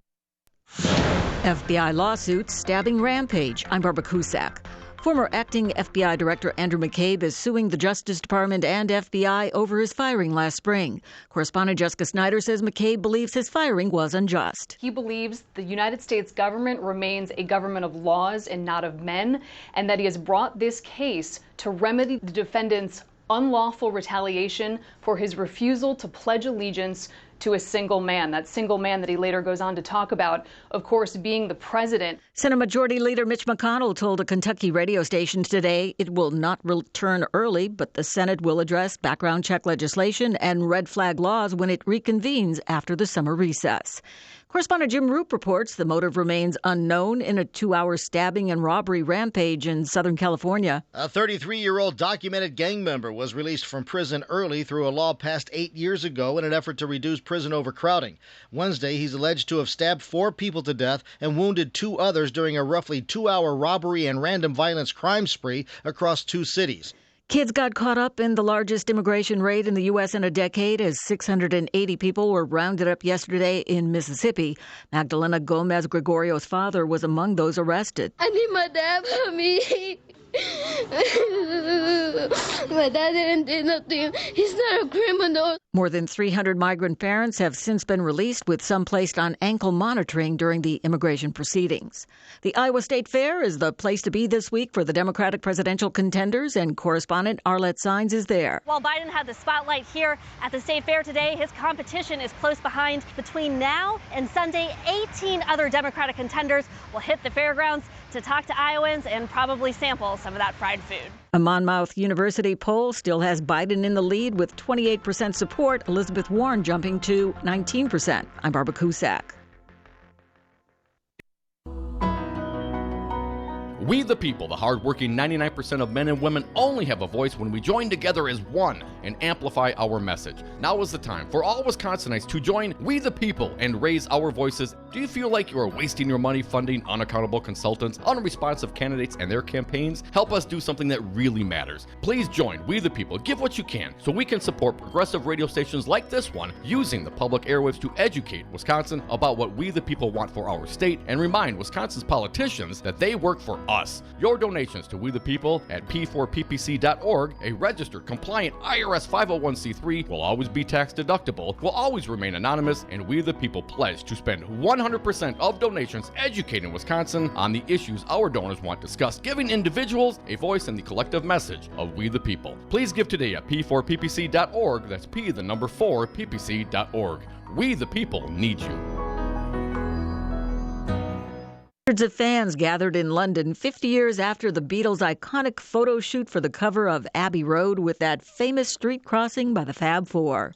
It makes me really happy to know that there's so many young people here and that they're still just as loved as they were 50 years on. It's an icon, isn't it? An icon of the cover. A lot of people remember the music and sing along to the music. Peace and love! A New York City judge rejected actor Cuba Gooding Jr.'s request to have his groping case thrown out.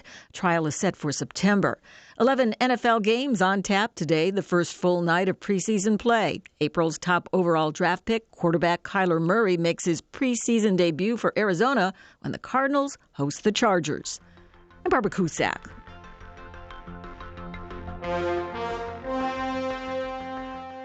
Thinking about.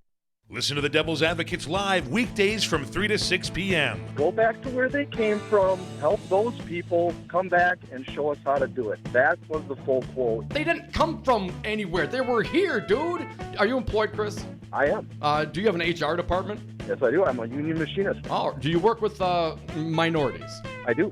If you walked up to one of your coworkers who was a minority, you told them to go back to where they came from, would HR have a conversation with you about that, do you think?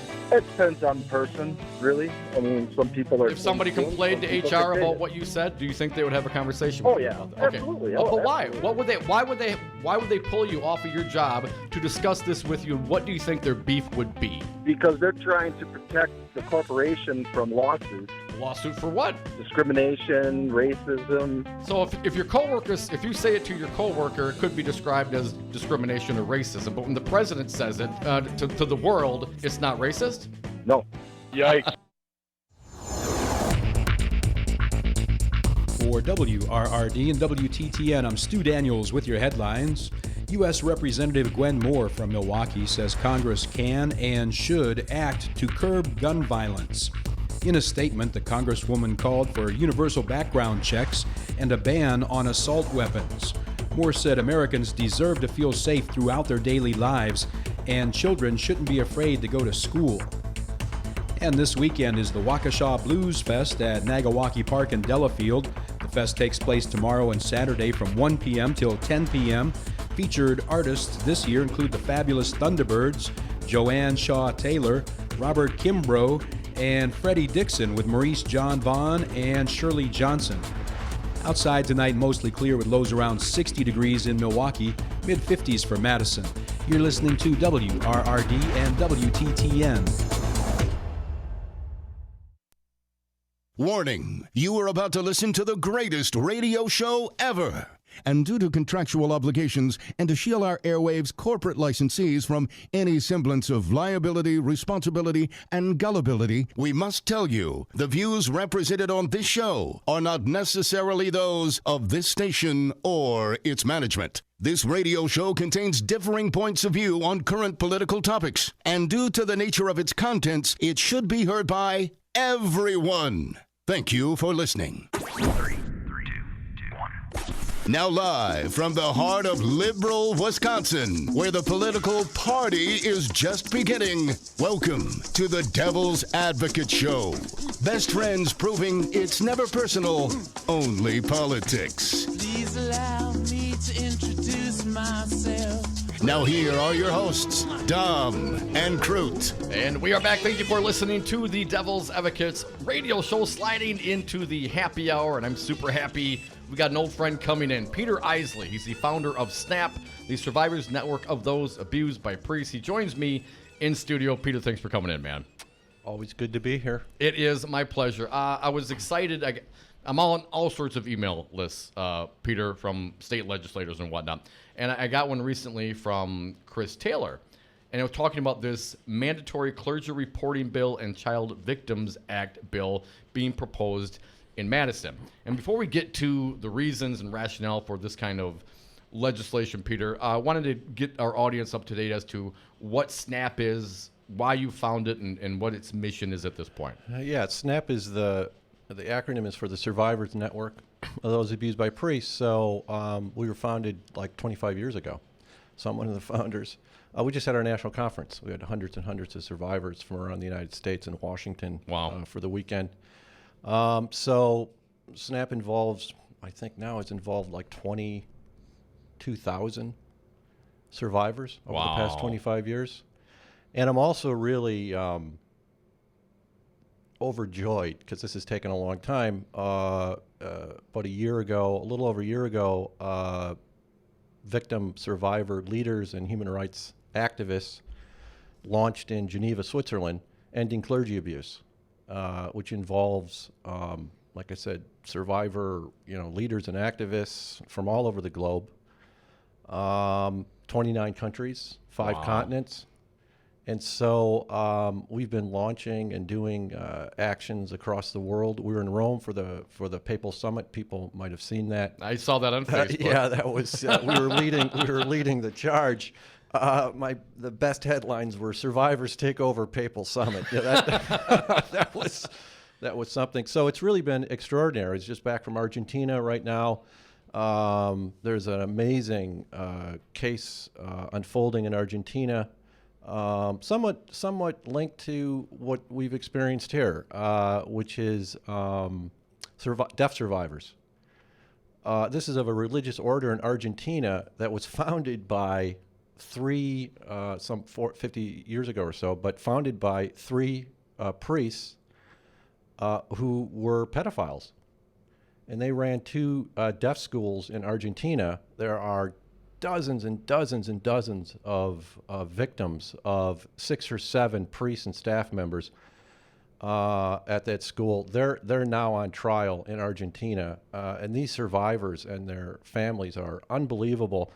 These deaf children were prohibited from learning sign language. What they underwent there is unbelievable. They're going to bring their case to the United Nations, to the Committee on Torture, because literally what they endured was torture under international law. And they were targeted specifically because they had issues communicating.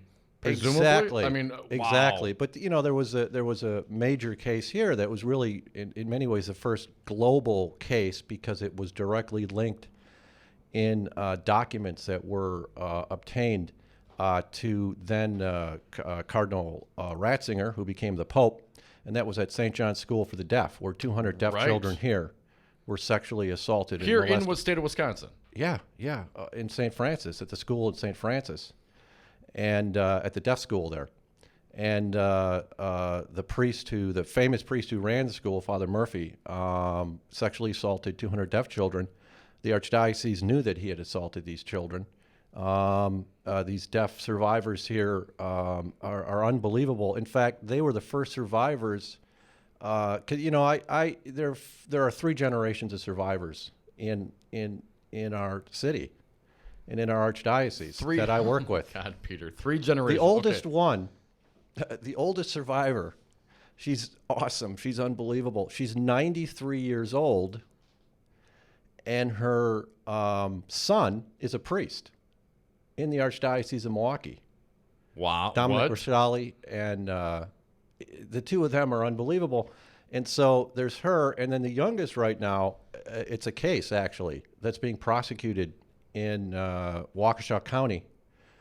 The victim, the alleged victim, is, I think, 11 years old, and she was sexually assaulted, according to the prosecutor, in the confessional last year.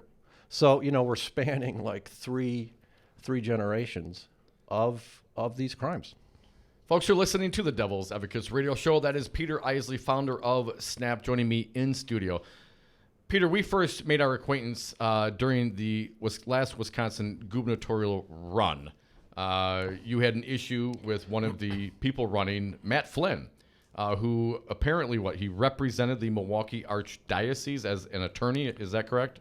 He was their corporate attorney for 15 years during the height of the cover-up of sexual abuse crimes, of which there were thousands under their watch. And it's not just that he was their corporate representative.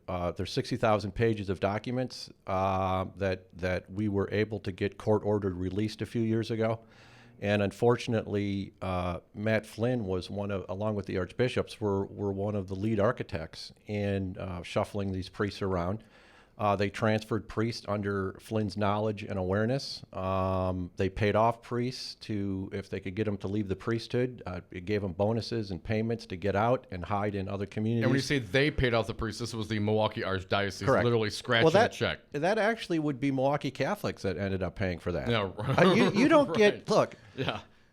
The churches don't get any other money than through charitable contributions. That's the only way you get them.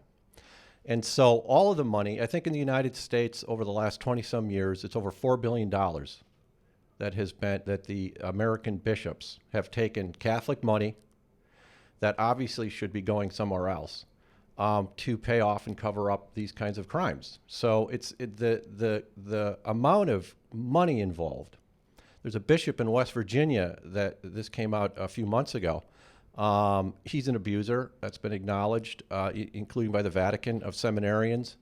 But he had $1.5 million discretionary account. And all these bishops have that, including in this archdiocese. I knew Dolan had it. Like a huge, they can just take this money and do whatever they want with it. They don't have to report. They're nonprofits, so they're corporations. But because they're religions, they don't have to report where their money is coming from and what they're doing with it or anything like that. And so this Bransfield guy, he had an oil well. The diocese in West Virginia, because it's like, well, nothing against West Virginia. There's not a lot of Catholics there compared to other, big dioceses. And it was Cardinal McCarrick, by the way. People may know who he is. from Washington, who's an abuser. That's a huge major scandal about him over the last year. He's the one who got him to West Virginia, because a lot of these people move up the hierarchical line. Right.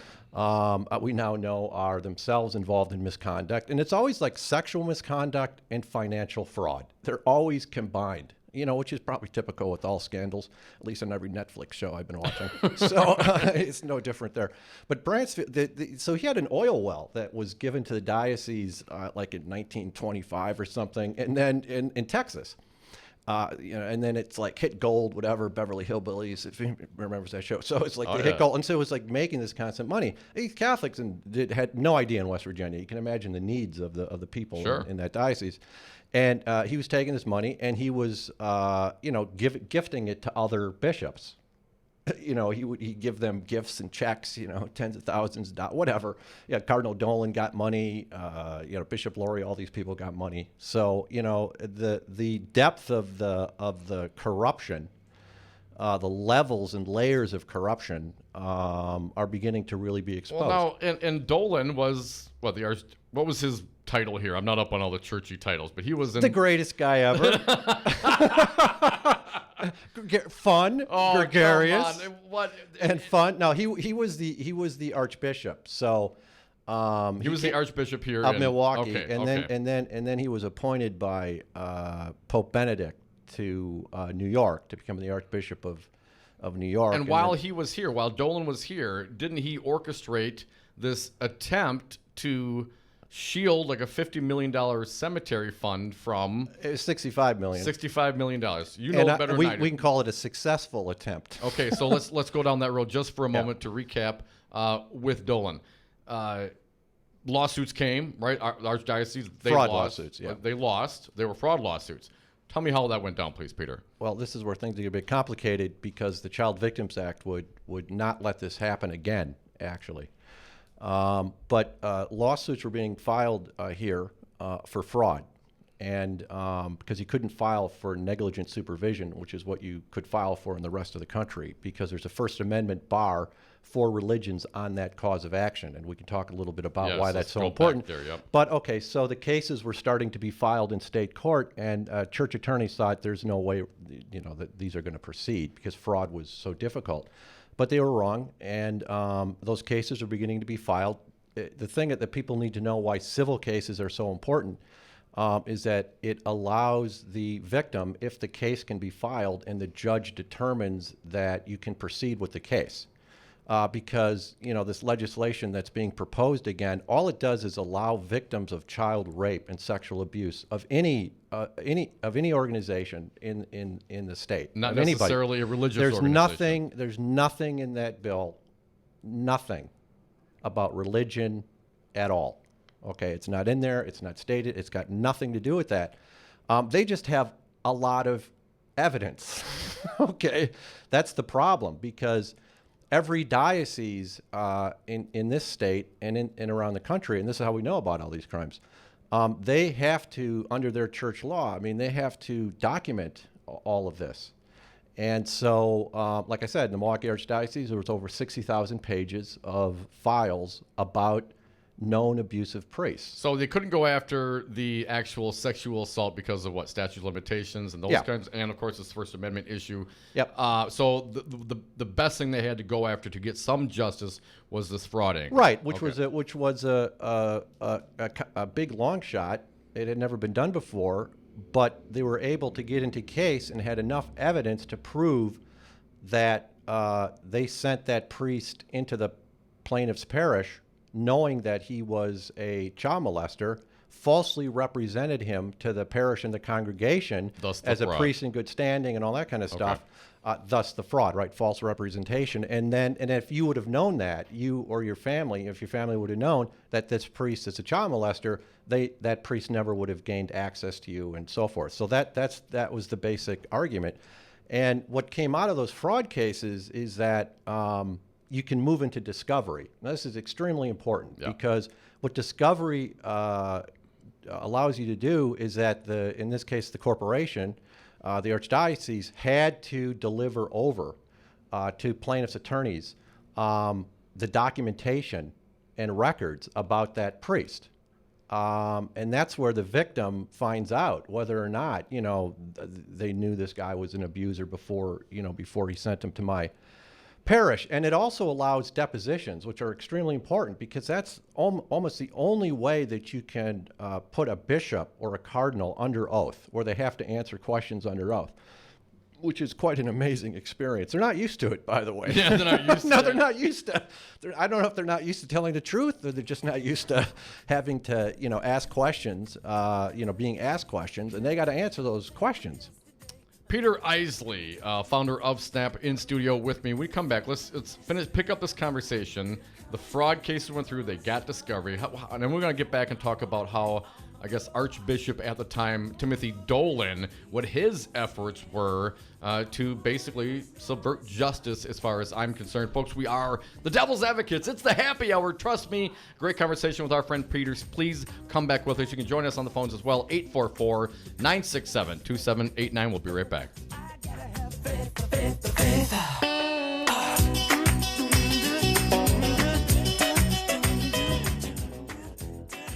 Think about it. Religion has actually convinced people that there's an invisible man living in the sky who watches everything you do every minute of every day.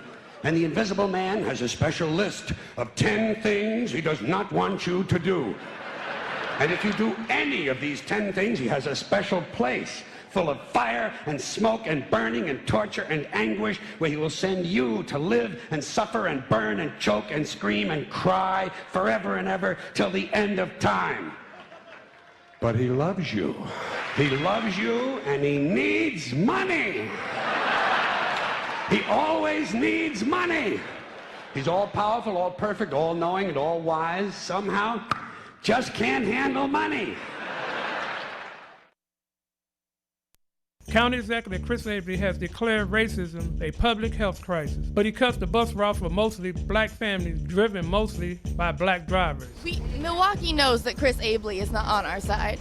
Milwaukee has learned that pretty clearly, and he's not going to be protecting the poor of this city or the working class of this city, and we know that. Call Chris Isely at 414-278-4338. Tell him you support and transit workers local 998, and ask him why is he making this public health crisis worse. Hey guys, this is Maggie Dawn, host of Dawn of the Resistance, live Thursdays and Fridays from 6 to 7 p.m. Starting August 22nd, I'm going to be joined in studio with Dr. Fran Kaplan and Reggie Jackson, Executive Director of America's Black Holocaust Museum, to do 6 shows about race in America. On August 22nd and 23rd, we're going to talk about the history you never learned, facts about race in America. On August 29th and 30th, we're going to talk about why we think the way we do, unpacking implicit bias. Last, on September 5th and 6th, we're going to talk about why what we say and what we do matters. Getting woke, staying woke, and doing woke things.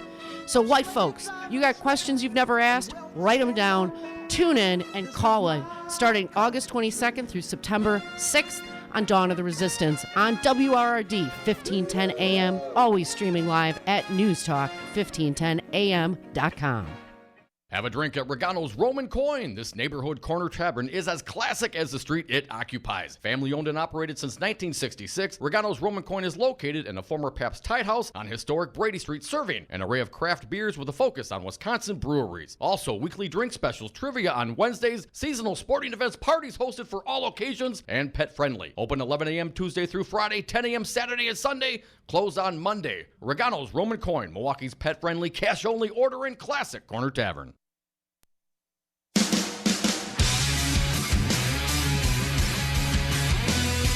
The Devil's Advocates, tackling the issues you're not allowed to talk about at the dinner table. And we are back. Thank you for listening to the Devil's Advocates radio show, continuing our conversation with Peter Isely, founder of SNAP, the Survivors Network of those abused by priests. We have some new legislation getting rolled out here in the state of Wisconsin this week, and we're getting into some details. Peter, thanks for sticking around. You bet. We're getting to the point of now Cardinal Timothy Dolan, but he was with the Archdiocese, the Archbishop, back during these cases, these fraud cases that eventually allowed for discovery of these victims to get access to the records of the Archdiocese to support their position of the fraud, i.e. essentially the sexual abuse of children knowingly by the organization. Right. where do we go from now? So we get discovery. What happens? So these cases are successfully moving through court. The discovery, like all of that about St. John's School for the Deaf, that all came out through the discovery. And what came out of that was not just what the archdiocese had deliberately covered up for this priest, moved him to the superior diocese, where he was at the time, and was allowing to do whatever he wanted to do. He was at St. Anne's Parish, Boulder Junction, performing Mass there, and he still was in contact with deaf children. But the link to the Vatican, the direct link to the Vatican, minutes of meetings at the Congregation of the Faith and so forth. So that's why that case was so huge and important and became a global case, because that showed the direct link between abusive priest, a bishop, and the Vatican. Because ultimately, only the Pope and the Vatican can remove a priest from ministry or take him out of the priesthood. So that's why it's a global issue, because it's a global organization that has a command and control structure that ultimately goes to the Vatican. So the discovery proved that the Vatican was aware of this abuse. Not only were they aware of it, okay, and were given all of the evidence, they determined that they weren't going to remove Murphy from the priesthood. They wouldn't let him be an official ministry, but they were going to keep him a priest. And that's what happened, and then he died. In fact, he died at the gambling table somewhere in Green Bay at the whatever. So I mean, it's unbelievable, right? So anyway, so that and then other cases, of just unbelievable. Father Neuberger assaulting, dozens and dozens of black children. That was his specific target. There was one priest that targeted African American children. That was his thing, and you can see when they had him under review. He told him this, right? And he was adopting kids too. And he had him living with him in the rectory and in the bedroom and stuff like this. No, it's unbelievable. You got to read these files. There's nothing. I've seen some when it came out, when this issue came up when we met. I was online and doing word searches and looking at this stuff, and it is fascinating, stunning, and sick stuff. So what does Dolan do? Okay, so let's get back to Dolan. Okay. We got 2 minutes left in this segment. We'll continue it, but so. Now what happens? They start, they move it into federal bankruptcy, which froze all of the discovery and all the cases that were going on in state court. Before they moved it into bankruptcy, and this is something that Dolan prepared for and set up for, they moved not just the cemetery trust money, but I think upwards of $300 million. They moved it out or said it wasn't part of their assets. Now, if I file personal bankruptcy and, before I do so, I run up a bunch of credit or sell off a bunch of assets or something, they'll go back and undo that. The bankruptcy courts will not allow that. You can't go into bankruptcy knowingly trying to, shield assets. First Amendment decision by Judge Randa, if you remember him, in the cemetery trust, that it cannot be examined and looked at because of the First Amendment and the free exercise of religion. Anyways, if you're going to go bankrupt, you could try to hide your money into a cemetery. Hide it under a grave. That'll. And of course, he had interest in the very same cemetery. He had plots. In which he had purchased plots in the cemetery. Well, he's in them now, so at least there is some justice. We are the Devil's Advocates. Peter Isely from Snap coming back with us. We are 844-967-2789. Be patient. Stick around. We'll get to you eventually.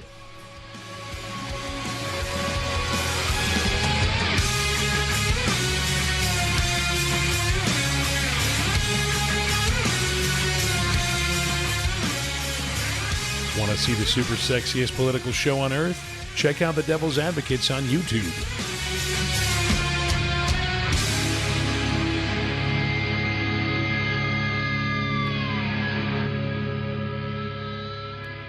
I find your lack of faith disturbing. 5/9, your local single-source IT solutions provider, specializing in cloud technology, consulting, servers, networks, and hosting. We manage your IT so you can focus on running your business. Enjoy technology. Enjoy 59s.com.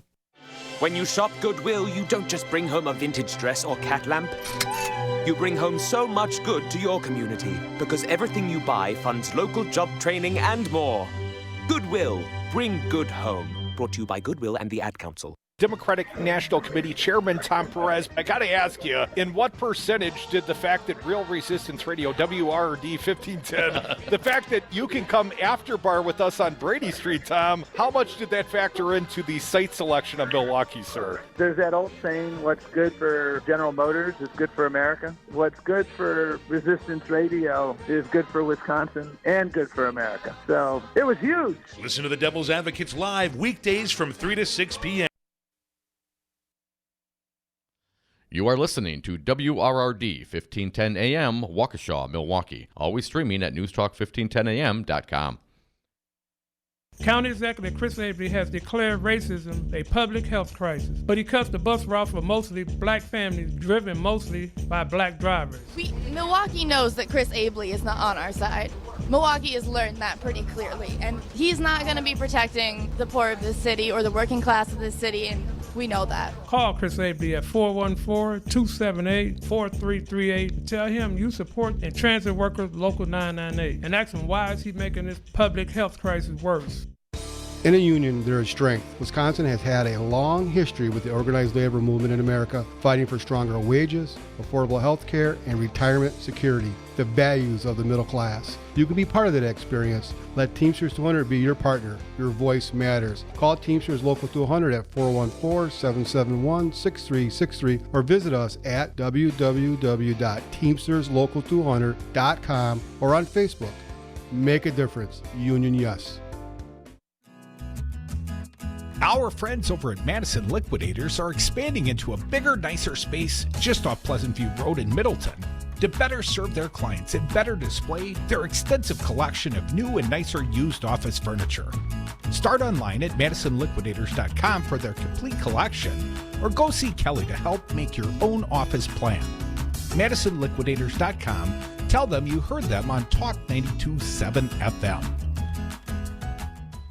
I don't see the support. I don't support it. Wisconsin Senate Majority Leader Scott Fitzgerald doesn't see the support for legalized medicinal marijuana, even though the 2018 midterm referendum in 11 counties and the city of Waukesha passed by over 79%. Call Scott Fitzgerald at 608-266-5660. Tell him you support legalized medicinal marijuana. No, I don't see it. This message was paid for by the People for People Corporation. Donate online at p4ppc.org, p4ppc.org. For WRRD and WTTN, I'm Stu Daniels with your headlines. Senator Ron Johnson says instead of regulating gun sales to prevent mass shootings, he'd rather put the focus on making school buildings safer. But Congressman Mark Pocan from Dane County says background checks and a ban on high-capacity magazines are more important than fortifying our schools. Pocan said in a statement that students in Wisconsin don't want their schools to look like prisons. They want Congress to pass gun control reform now. And the Brewers beat the Pirates last night 8-3 to sweep that series. They have today off, then start a 3-game series with the Rangers tomorrow night at Miller Park. Outside tonight, mostly clear skies, lows around 60 degrees in Milwaukee, mid-50s for Madison. Tomorrow, sunshine with highs around 79. You're listening to WRRD and WTTN.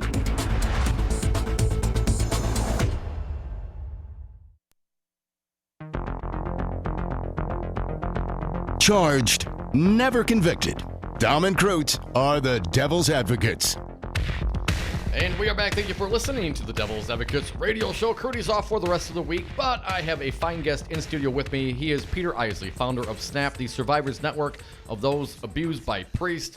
We're getting to the point of some legislation proposed this week, but we're getting some background story here, some information here. And Peter, thank you for once again enlightening me again and our audience, perhaps for the first time, on some of these issues.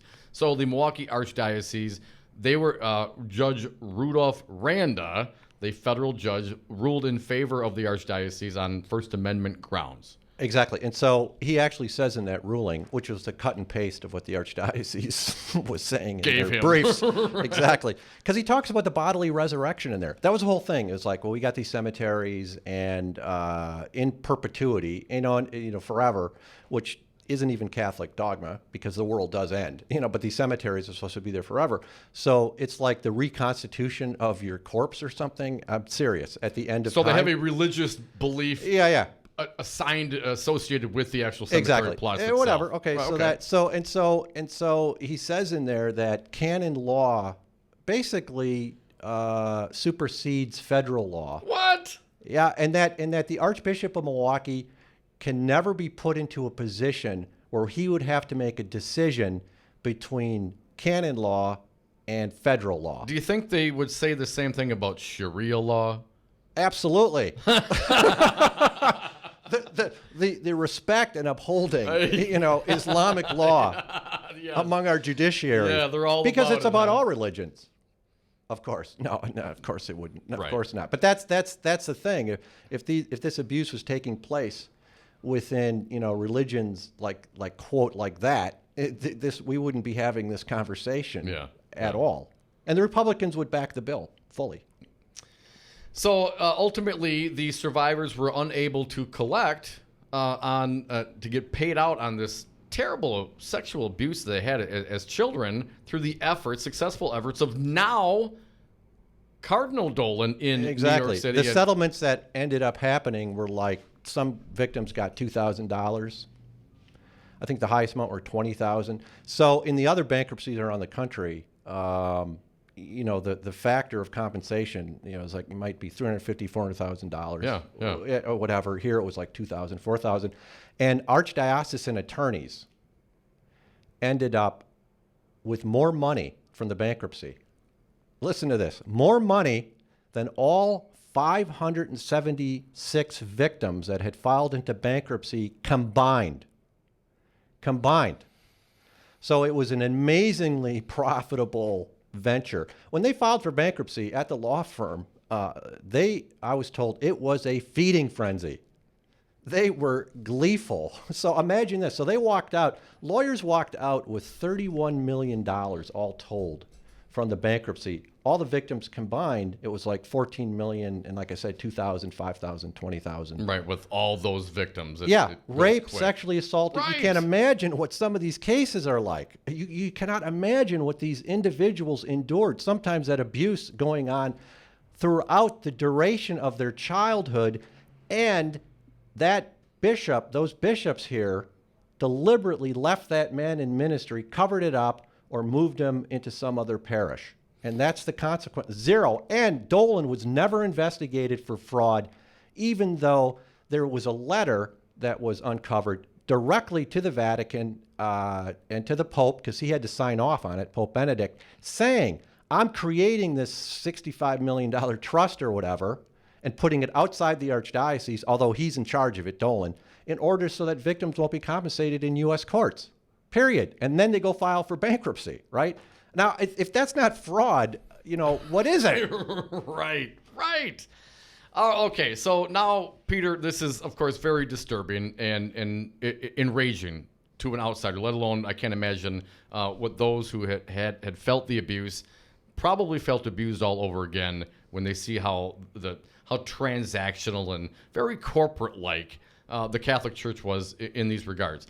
The fact that the Vatican was aware of that, is there any... I'm not clear how the structure works. Are each of these little archdioceses basically little fiefdoms? Are they all, are they all their own entities, or can you roll it upstairs? Are they all franchises, or is it corporate owned? I guess I would ask. Ultimately, the bishop's in charge of a diocese or an archdiocese and has almost complete autonomy and control, dictatorial control over personnel decisions and everything. Lay people have no decision making or power making in the Catholic Church. That's one of the problems. With the exception of not going and giving them any money. Right, which they're starting actually to do. But ultimately, in charge of every bishop is the Pope. Right. Period. So it's a global system, and it's basically a command and control structure. So does liability roll uphill as well? There are federal lawsuits that have been filed that include the Vatican. But here's the problem with those. The Vatican... and the Holy See, as it's called, is a sovereign state under U.S. law. We recognize them as a nation, as a sovereignty. So they're also able to use and do use their national sovereignty. So think about that. So even though all of these cases have been ordered to the Vatican, right? So in other words, child rape and sexual abuse is taking place, say, in this diocese or another diocese. It's, they know about it, they've documented it, they know it. All that information doesn't go to law enforcement officials under their law. It doesn't have to, but it has to go over to Rome. It is sent over to Rome. And they use the diplomatic pouch to do this. Do you understand what I'm saying? And nobody can touch it. It's under immunity. It's diplomatic. They put it, they don't, you can't go look at it. It's our nation state property. Yes, and so, the bishops have been under such fire over this last year, and they were we're going to set up an independent review of bishops, because now we know bishops Blue Ribbon Commission. Now we know that bishops are being, are abusers, and they, as well as covering it up. So, we're going to do this, whatever. They weren't even able to do that. The Vatican wouldn't let them do that, but they were going to get the information about a bishop and stuff like that. They're going to put it together. And what were they going to do with it? Were they going to go to the federal prosecutor or the prosecutor? No. They were going to take it over to the Vatican embassy in Washington, to the ambassador to the Holy See, and he would then submit it to the Pope. Do you understand what I'm saying? No, you wrap it all up, and that's where you take it. And that's where it goes. But is there an obligation for any organization? I don't care if you call it a church, you call it a union, you call it a corporation, you call it a radio show, you call it a sub shop. If there's sexual abuse of minors going on, is there any obligation for those who are aware of it to go to the authorities? Yes. 30 professions in the state of Wisconsin are mandated, that work with children and families specifically, but they're mandated to report child sexual abuse, child harm, sexual and physical harm to a child. If they don't do it, they're breaking the law, and they can be prosecuted. 30 of them. Massage therapists have to do it. You're safer in a massage parlor than you are in your church. And religion do not. No, they don't. They were included. They're in there, and then there's an exemption for them that basically states, under Wisconsin law, there's no circumstances in which they'd have to report. I don't mean just hearing about it in the confessional. Any confidential communications, any pastoral communications, anybody that's, quote, accustomed to hearing such communications, I don't know who that would be. And the law also states that if the tenets, traditions, and practices of your religion require secrecy, then you don't have to report. And that these do not need to be in writing. Come on! These don't need to be in writing either. This is a sick joke. That's the reporting bill. And so now what's really disingenuous is that the churches can say, or the archdiocese and other churches, we have to report, but they don't. They don't. That's why this clergy reporting bill that's just been introduced by Taylor and Sargent and Senator Taylor is so important, because it says you got to report under any circumstances whatsoever. If you find out a child's being sexually assaulted or raped, you got to go and report it to authorities, period. Folks, we are the Devil's Advocates. Peter Isely, founder of SNAP, the Survivors Network of Those Abused by Priests. Let's get into that. The Mandatory Clergy Reporting Bill. Now, you said some of the bills, perhaps the other one, the Child Victims Act, doesn't mention religion, but the Mandatory Clergy Reporting Bill specifically states clergy. It does. Is this only for clergy, or does this apply to, as I think it should, every business? If you're selling products or services to the public and you're aware of, I don't call it child sexual abuse, you have an obligation to report it. Or is it only specifically addressed to clergy? The reporting in Wisconsin is for occupations and professions that work with the public and with children. I guess corporations can go ahead and go at it, but because the only mortal sin left in this world is probably interrupting the flow of capital.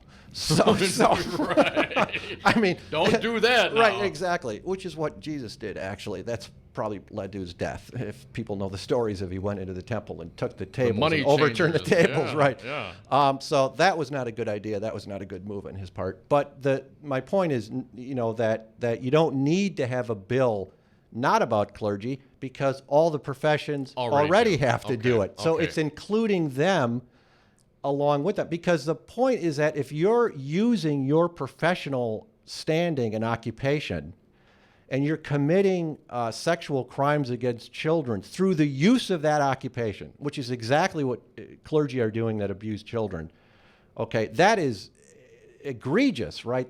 And that these occupations, of course, they want to be mandatory reporters, because they want their occupations to be trusted. They need the public to trust them when you come in for therapy and such, that you don't have someone who's raped a child or an adult or assaulted them is somebody you're gonna end up so in that this office takes away with. that loophole essentially that Exactly. was now this is what was proposed. I believe it was, you said, Chris Taylor. Are there any Republicans, or I mean any conservatives going along with this bill? Any co-signers that you're aware of? That's a really good question. I want to address this. This bill has been up before.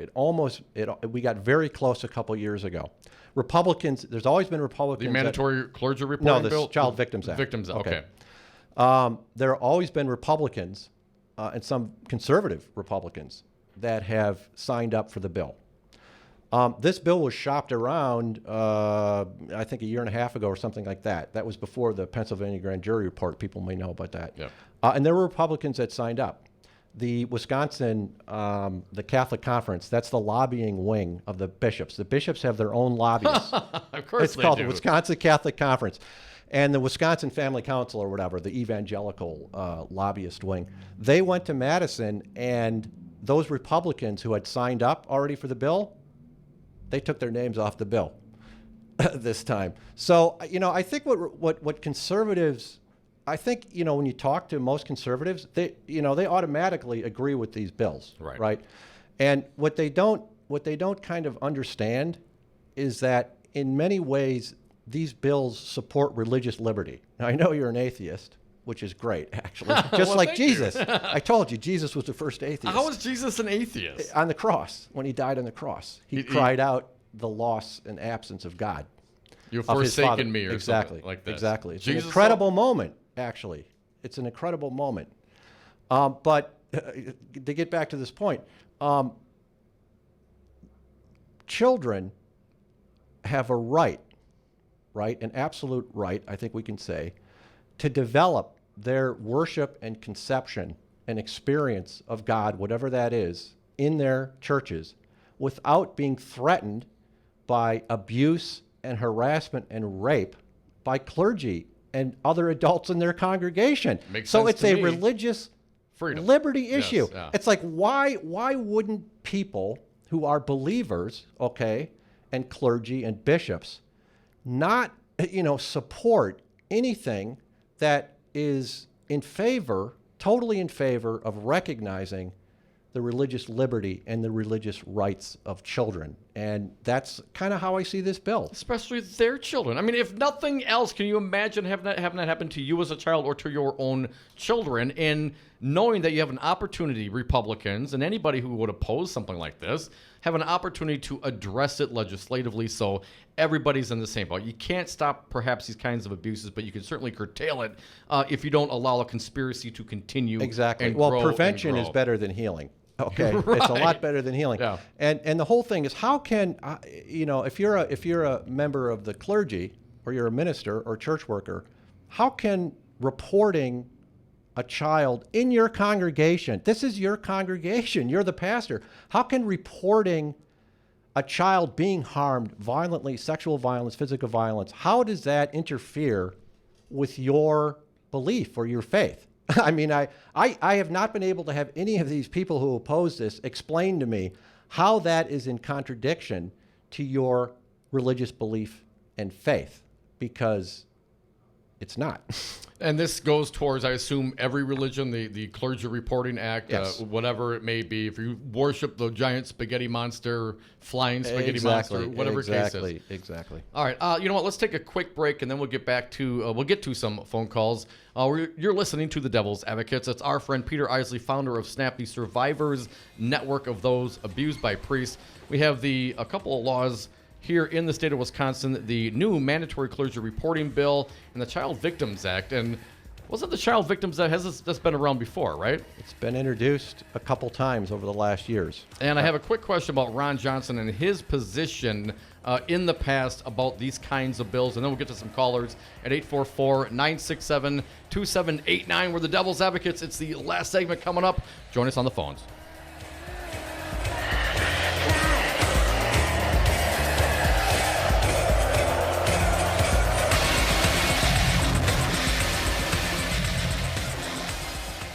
Are you Roman Catholic?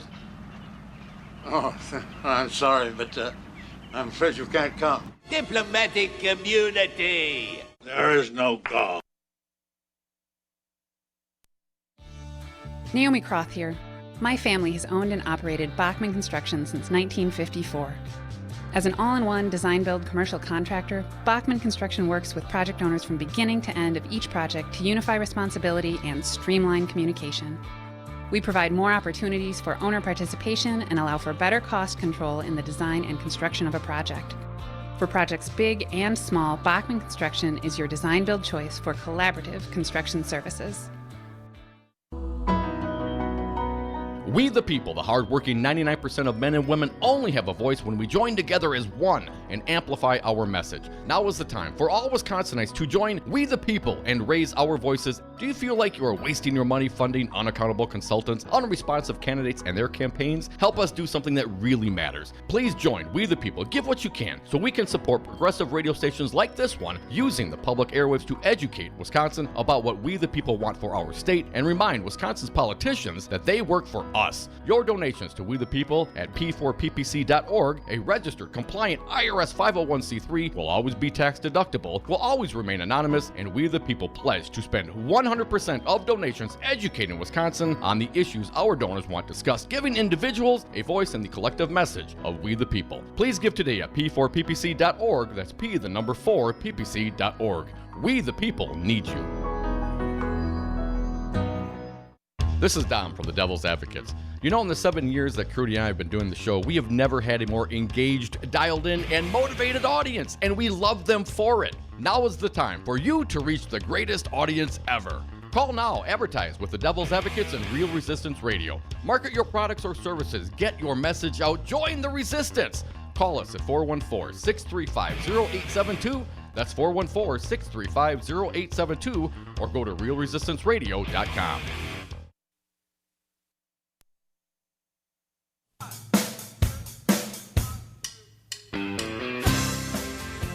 The most talented producer in America. The Devil's Advocates. Sausage making never looks so good. And we are back.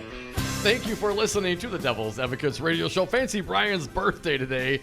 An excellent producer. Thank you, Brian. Peter Isely, founder of Snap, in studio with me for just a few more minutes. Quickly, Peter, Senator Ron Johnson, my understanding, was opposed to something similar to this in the past, lamenting that it would, keep people from volunteering in other organizations if this burden of reporting was upon them, or maybe liability. I wasn't quite sure what his defense was. Can you enlighten me, perhaps? Yeah, actually, that was the last time this bill was up. So this was before he ran for Senate. He announced his run like a few weeks later. This guy shows up at the hearing. Now, this is like 10 hours of hearings already, hundreds of victims testifying. This guy shows up. He has a beard, whatever. He looks like Howard Hughes before he died. We didn't know who the hell this guy was. We had no idea. And so he's opposing this bill. Raises businessman, he's opposing this bill. We don't take it, okay, whatever. And then he announces for Senate. And they had planned this, ahead of time. And he opposes the Child Victims Act. Now, the thing about Senator Johnson, apparently doesn't affirm the religious liberty of children, which is very upsetting, should be very upsetting for conservatives. And I'm serious about that. He was on the Finance Council of the Green Bay Diocese, even though he's Lutheran, which is kind of interesting. Yeah, right. So, my thing is, what would Luther say about you, supporting this thing for the Catholic Church?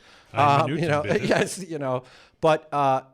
So he's on the Finance Council, and he's at the hot shots there on making these decisions, and they have to be involved in any kind of litigation decisions and things like that.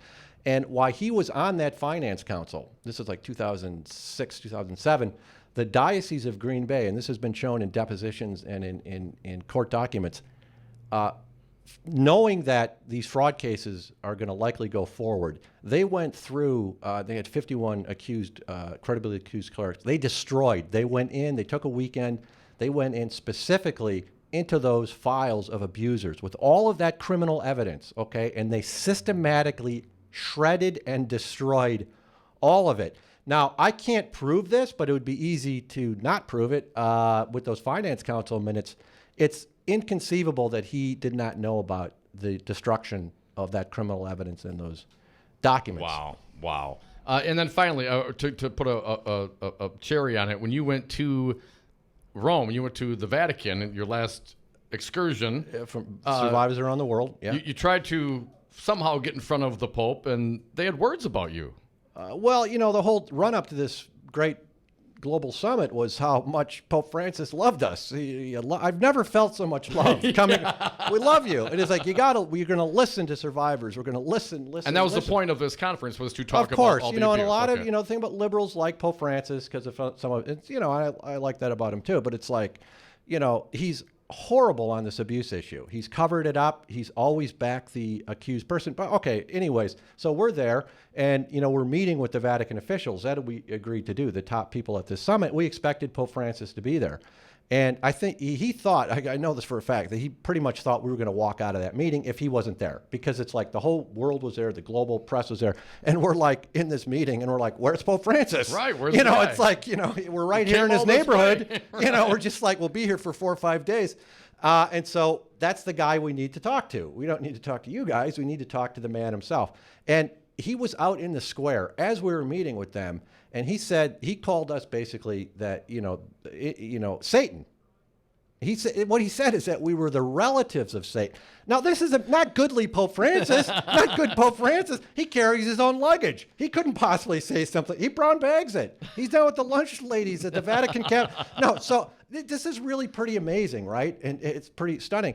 So yeah, he said that we were the relatives of Satan. I can't quite figure out what that means. Uncle Satan? Well, I'm not sure. It's like Satan doesn't have children, but he has brothers and sisters. I don't know. Right. So there may be something angelic in me. But it made me think about a quote from Virgil, the great Roman poet, first century poet, and he said, if you cannot bend the heavens, stir up the powers of hell. And I think that's what this has been all about our stories, about the hell that we were put into. Yeah. And that if we cannot bend the hierarchy and the power and the money of the church to protect children, these stories from hell have to surface. And we have to stir up the power of the hell of those stories to protect children and bring justice. Absolutely. I'm a fan of man! All right, a couple of callers quick. Nick from Madison, I can give you 45 seconds. Nick, what do you got for us today? Okay, well, I want to thank you about talking about this topic, because this actually hits very close to home for me, because I grew up as a Catholic. I was an altar boy, and I was in the rectory with the priest before that, and it turns out that this priest, yes, he was one of the abusers that you were talking about this whole show. Nothing ever happened to me. Nothing ever happened to me. But it did happen to my friends growing up. Wow. So I just can't believe that. That I'm sorry. Go ahead. No, finish your thought, please, Nick. Okay. I can't believe that the Catholic Church, and I do believe that most priests are good people, but there are predators in there. Yes, there are. Betsy, thank you for the call, Nick. I can give you 30 seconds. Betsy, what do you got for us? First off, I'd like to say I hope you come back and talk again. And thank you for all that you are doing. And I just love your guestdom. I was born and raised Catholic. My brother was also abused by a priest. I mean, it does hit close to home. Yeah. And I've lost faith. And you've just given me a little bit back, and I want to thank you for that. Right. And thank you, and happy birthday, Brian. And, Sorry, Betsy, got to cut you short there. Thank you so much for listening. Thank you to my friend and guest, Peter Isely, founder of Snap. Appreciate it, man. Please make sure we do this more often. Thank you to Melanie Conklin, deputy editor at Wisconsin Examiner. And, of course, to our pal, Joe Zepecki, Zepecki Communications. Crudy's off. I'm back tomorrow. It's Friday. We air grievances. Join us 3 to 6. We'll be back tomorrow. Thanks for listening. I like to think of Jesus like with giant eagle's wings and singing lead vocals for Leonard Skinner with like an angel band. And I'm in the front row and I'm hammered drunk. I've not yet begun to defile myself.